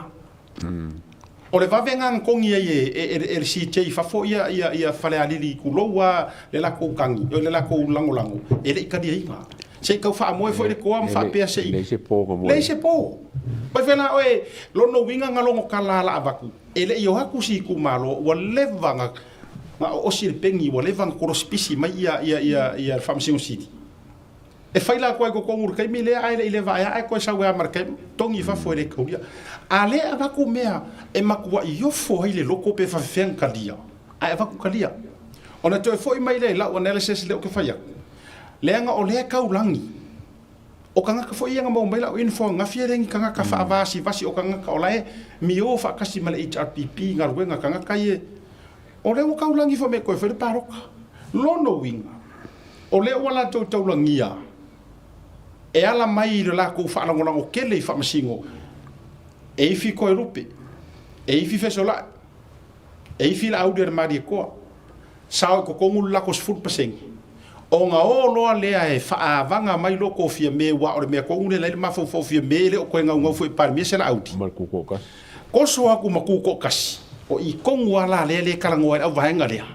lau ke overflow ni ngai maro o la analysis ngai le fifi ole vaenga le asia tau e sau no ye mo mua o te fa malu ru tua fa fo me ta tu tu wa asia kama malia ka wa pa wa le ole ku le la ku la mai me ia pa wa nge ole ku la lo langi e la ko ke appointinga sa la ko JC ka oile CJ e la ke appointinga le CJ I se ka ngaka e le I serve mua e pei o kungu umalolangi you have to be a judge at least 10 years se fulu kausanga o e serve as a judge I le whaamsingo nga mawalunga ia o nga whapelola ia lea ua e anga waa e lau kongia o e ke filia o e lo wingoai I le I kongu e vea ai o e masea o e mase whaamsingo sili o le kungu au Samoa ala kwa kuila e pa ye ngi sila ya sala o masangi nga male CJ o ye ngi ma ya ala kuloa avelo ele appointment and yet ele famasi polonga langa ako I'm sorry to say this but I have to say it because o me ia le kula I mai ai ele fa pe fo ia famasi ngo fa pele sa o kalango ia no e ala un kalangoa o nga iai mafu anga alai un kalango aku tengo fai aku e iai ia fa maunginga evidence ia Amerika pele kangia au se kalia o le aku Europa se vanga nga ua se fulu kausanga o e serve as a judge of the high court un ka pelo le wa fielo wingoi ulangai e lau ko ngiai o as a CJ o vaenga ia pe nga e sango ia sia kaile I kulanga pe nga ia ia ke uia wa I think wa le lava ka ko ke ulalo kwai le nga ka kia kwai ka fa le fionga le palmia ma le fainga malo treason has been practiced ile kaimi or kula I mai o fainga malo al fast practice sai le ma malimongi ma le HRPP wa kakau o wa levang kakau nga Facebook fuanga I kangakange ka ki ese pe ngo fa ku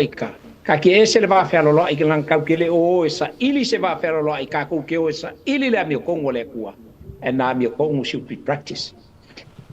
e pe la nga kalango ko ya wi o kwa la nga le fa ngo I ngi me ai lo nga winga ai fo ia fai o le nganga le ai alu aku lai mai sa o mele we sa ngo ye asia pa u ye lo ko fa o longa winga sole kalo fai le ku ngo sam ko fo ingisi 4 miliona fa ki ngoi se si fai nga pa lo ka fo ka ko a wa ki le ai o nga makwa ingo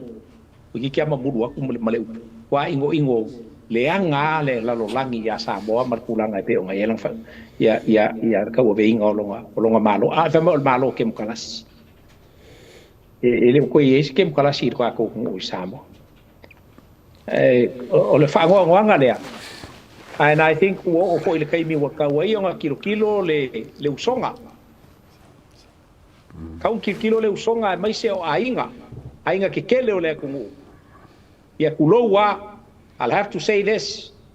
La fionga ile kupua kabesese, la usunga ile mali koa.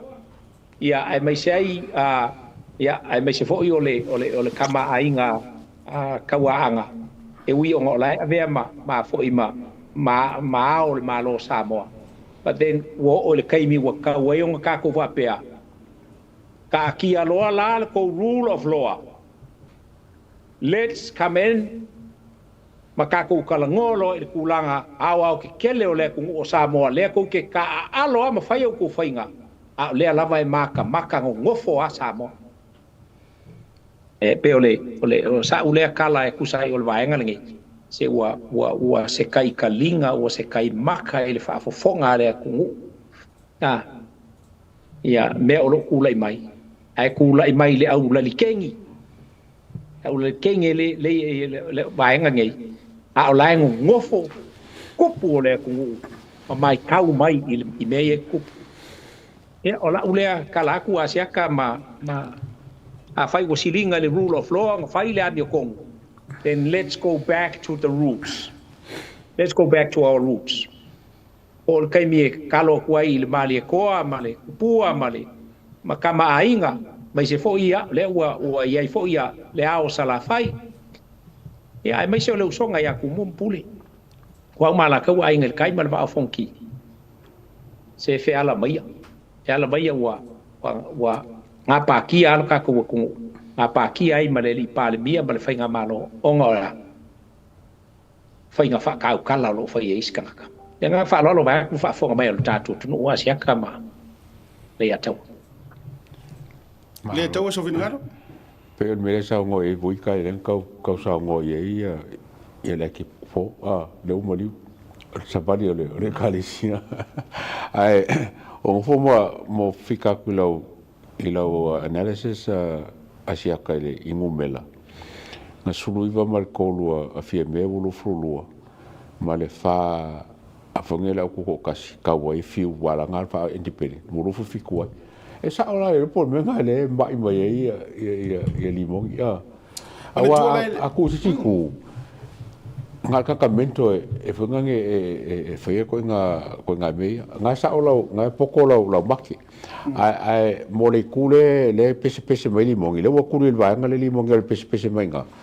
wai lo ai longa e lo limong e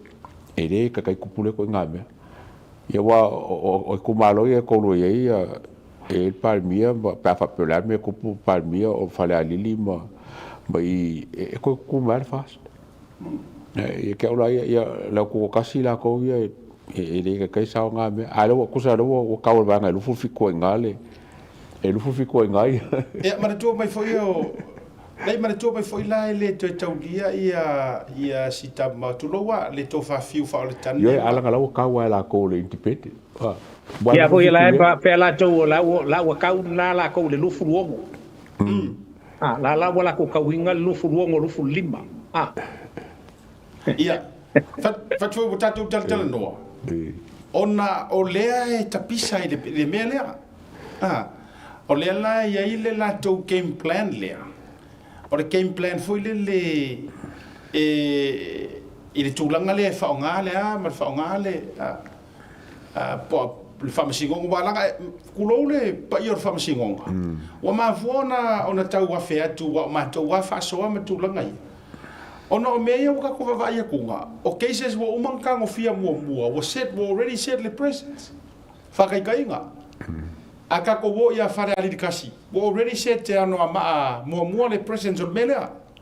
a no show lo ia muy mau ia mori mau oma so ole ir ma ko points le akiwa wo umang ka o kor menga eyo le si mea o ye se fa mau ni anga o mori mau ye o ngo sumar vadu ongi sworn affidavit mori mau ni ai le fa inga le ngi mea alo sapina le o sapina ai le fa yangi sworn fe kaui le sapina o kulo pe aka ko wonge ia na mula u langa fa ko le nga fai langa kau konga mori mau kau ko fa kau ko inga A o laka le fiku se furu lea mo le mau fo ia mai ngu ia I mea masangi ai kako. E ia la se wha maungianga ngā saingi umangi whakaukonga mo le mau whakauko. Yeah. Ia ranga. Alo winga la le tala. So we have a point to le aki upe for sa no so ia vui. It's a good topic at debate. Lua.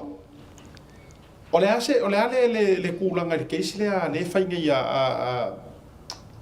foi le frasi. Kuinga mala. Ia wa umanga set le presence or ngame awa afa yo post ia ngave ilunga mo ele se kuskusinga kuinga mala la mangi ngoar kanga kanga faia. Longa lua o isi mea ngai afia mai fa pe nga mo se ku pe ale skanga kare nga yai o ngo se mea sa fai makula fa pe nga. E nano te faia tu. Ela la nga le lenga ko finga longa ko. O se fu pesengi. Boka oko se se ala for nga mai la o le van ka oko. Ela nga le sa ngo ile lo yesidi. O le keisi le mo pepe foi le fanga le ha. Premature vai. Ia wala vanga upo fa makala. O mea o umanga fai a le winga la le tate popole ile unga le pe asaungi. Awa ka ke pisa e saungi le unga e activate. Wa for mele wo ka ko e si der ka ko ka ngo firo ka ke io e mele sa. E ka ke mamaki I fai unga ia la fai mengi. A ole leanga la. Ole ala ole a ko e korofia I roa ele fa msingongo fa nga paroka. Lei unga waka mau ele apidi. Ai manga kua e ono ele apidi. Se vanga nga wo fa se le waka dia ko fa se judicial review. Fato ama fa ina tau to e affair va nga. Ale la so fa ku malulu ku ilalo le fa nga paroka. Pe a sa ngai fa pe mai. Therefore ole afa nga ro su percent. Ma.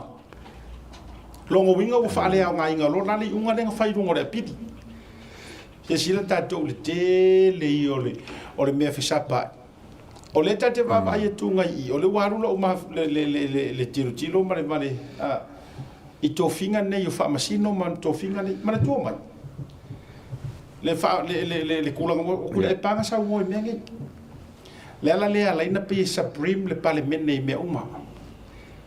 Le anga o ko whinga nga pāloka mai e lea kungu.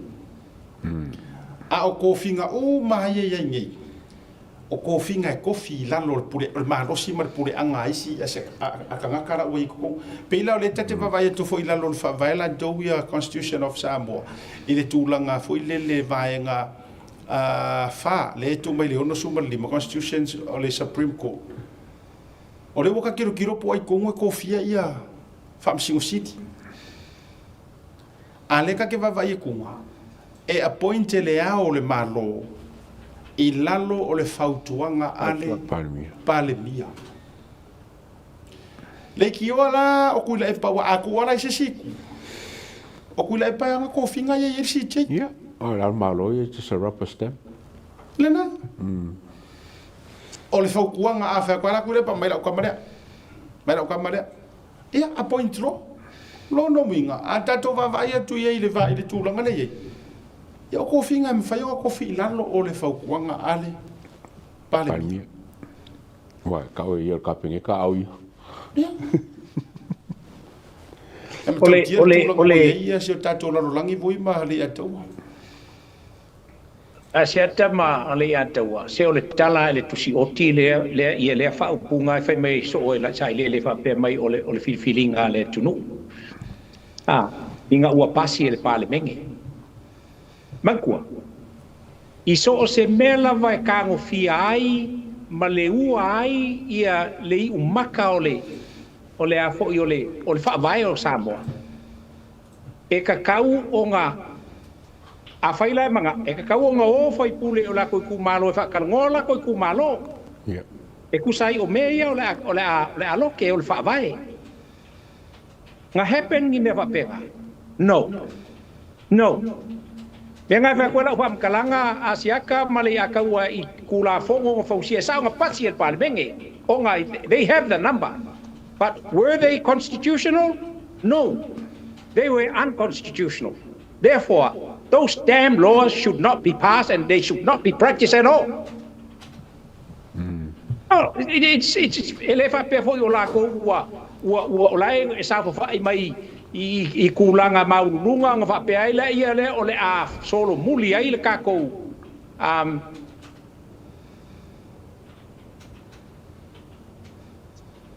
fa marulua ele fa pe o le a solo muli ai le ka ko kalango e maka upunge pe o fai mai o mea nga pasi wa uma o nga fili nga fe Samoa fili Samoa o le mea lava nga fai kukongu o le a fo i o le fa kui le HRPP la ko o nga pasi e la ia le la ko ma kulanga pe o ngai o mai lola ia o mai o la ko langonga o la ele o ngila ngonga io la ko kumalo langa ele io kalango o la ko kumalo me ngim fa mal la mo la ko kumalo I vai ngo le fa vai ma le swing o le fa vai they didn't e pe la ngo va ko uia e ku mau pea I will obey and be a law-abiding person when it comes to the laws o le whaavai kuai. Nga fuahua, ma fausi e inga I lalo o le whaavai kuai. A le whaavai fau. Lea nga whaia le HRPP. The hell with those laws. I don't care. If they will prosecute me, throw me in prison for saying this, let me say this. I will never. O ke le fia usika ia ngi kula fongo fa vale pale fa pe e ki nga fa ia ku feke nga I mal fa vai mangingo so fa vai la bo so se ku yo ya America ke le la le la fa mai a feke ngai se kula fongo e fa usiinga male fa vai e ki ia I kula fongo ai fa au nga fa vai dan mele ia ka ko e feke ngai kai mi uma lama ai ki ia I fa vai ai fa au ngar kula fo oh man fulinga me ka ko ko ola le kai mo le o uncivilized le laki ye le nga fa lo va ku fa fo mai le timo yeah totally agree so no fai u le ata o marta to temi ya no e se vai nga ti fa popoi e lo ki lo va e lo options la sa mo ni mo o fa il paro ko fo mo le overthrow o la le me fai le overthrow e se la ko ami po se sa fa inga fo le malo se fa inga fo si e se fa inga malo o me e ka unga fo il kaiminge ma mo le lo va ngala ye le treason inga ya vesele ma sa salonga ma upu e ka ula fo mai e fa ku pu bebesi in ma fo fongo o la ko supporters ya tawarunga le proclame de vanga le fifa tele voilo ano tal fitu tele lo saul de fiafi a no fo itaiao ya o ka se manga yo ka ko wa fa wa ya pe foi le tulanga ole samara ino issues nei a me se fo I o mata upu fa o pe ya ona o me o lo tule mai matu pu mai ai sa mor proclame na le vanga fiafi mau te fa ma vai fatase tu lava male sunga le tu ono tal fitu ya male fionga fo ia voi vai o se tal dia sia tato proclame de vanga fiafi no fa ko ya alo fatele tu tato fa ma vai voi manu ia lava tau rumanga le fiafi ia tato filo ila so tau pa va no a sirfia o ia wa I kele no pisi a o te pole ka ko filo ai pa wa sia ku I New Zealand I se aso io tato filo yeah okay ya fatto famo de vanga fiafi yeah God bless so you mai manu ia yeah va ya ma vai toi fo il neva ngora fiafi ma ma ia le lo tatu fa poi le ke ruanga lo ke o karfi so você ele aquário vai com a vai com aquário ya tatu fa linga ia mo le tau runga ino le vanga le fiafi tatu Christmas special ya mo tatu wa photo proof ya I le tatu wa official fo po ina o tatu wa vai so wa kor krisimasi o luar tamama tina mal fanau pouco mai loa I tatu wa so ia so male lua so male tolu so male iva male so lua se fu a family Christmas photo 5 professionally taken and edited photos. One A4 printed photo provided on the day, Christmas theme backdrops and props, online gallery delivery within 2 days. high quality and fast turnaround. O le numero ma le contact email na utuna tulunga tatou fo I nei au kilani ia so te mai ia e pu e ngi usila e le ke fo e medi mai Australia pe mfenga pu e Australia ngi ke ko ia o pa se le o pu ka o ko anga fa so ai o le avanoa le mo so nei fa I beli mai ia a ko ar sulu mo lus furu le ngo le na tonu lava su tolu fuli pok sa so le sulu fuli pok ia suiva o fuli pok ia sulua la mala sulua se fulu ia matautia fai mapine fa mau o le foi tu sanga mai lo ainga pu se ata e te email mai there is a $50 booking fee la no le lunga I na fa mana tu mai el tama ia desi e ye le tato e puka I le tau fi le slot foi le mo e ia ine te ila ia ana fa mai la ia le o le vaenga o le tu o le 250 ai le $50 deposit so ya ete I meri mai lava mai inquire mai le tulaga na ya le gata leo ni so tato live stream matulaga fa pena o fa nga solo fo ia tato special na ya itulaga tato live streaming ya ma services ya tango pu ele le ko le siringa ya malo ko meli mai fo ia kia kango screenshot pe pu ele ya na tango le feitau tato rate tu lango le living o lo foi ponga so fanau ia pena o le pu e foi ata ia o le aso atoa tasi ia pena o ni na tu la le ala le fainga iai weekends na wa tu malunga ia te so lo so ngi fo ngat ka ku fa mo tamala ia live streaming matulanga fa pena e ma fai la na fewa iai fa foto New Zealand yes e ma fai ia na si vang na ita tu special Christmasia le na pu fa tu mo ia no me na fa ile official our live streaming but you have to book in advance e ia ile tanto booking le na uva tu na inquire mai na I Australia pe Brisbane po mo tu sa phone man ia la ua e live vailo fa mo ia malanga tu tato ia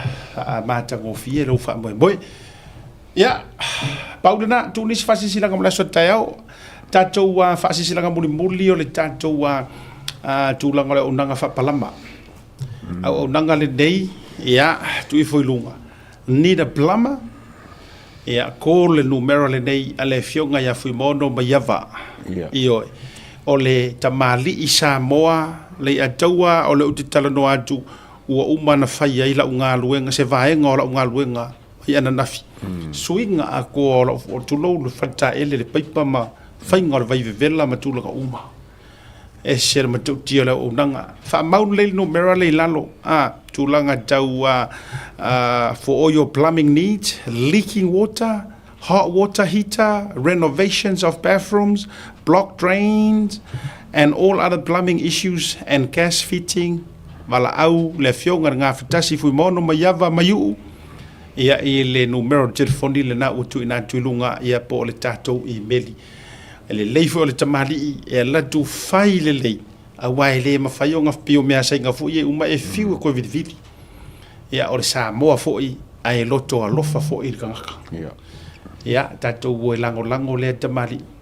ia se usau o le po me la unga nga fai o ka ngole va ku runga programa ka ko ke sila ma to tia fo ia ai tau ngo fie fo I ma forpo ia le Samoa se o ka ko ai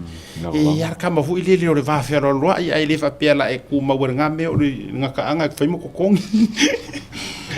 ia tau runga programa ile dai va nga o le afiafi ia fa te tele ia pesele ia la ko ka ku pesea a misa o crazy ga ka pesea misa sorry wa fo amakanga ka ai marka ka ma sorry ela ka wonga o ma mere ka kaunga ia tawalunga ia le tato fa moi fela ila so taya o sia tabli atawa to fa soifua so mai la sam yo fita le to suia ayo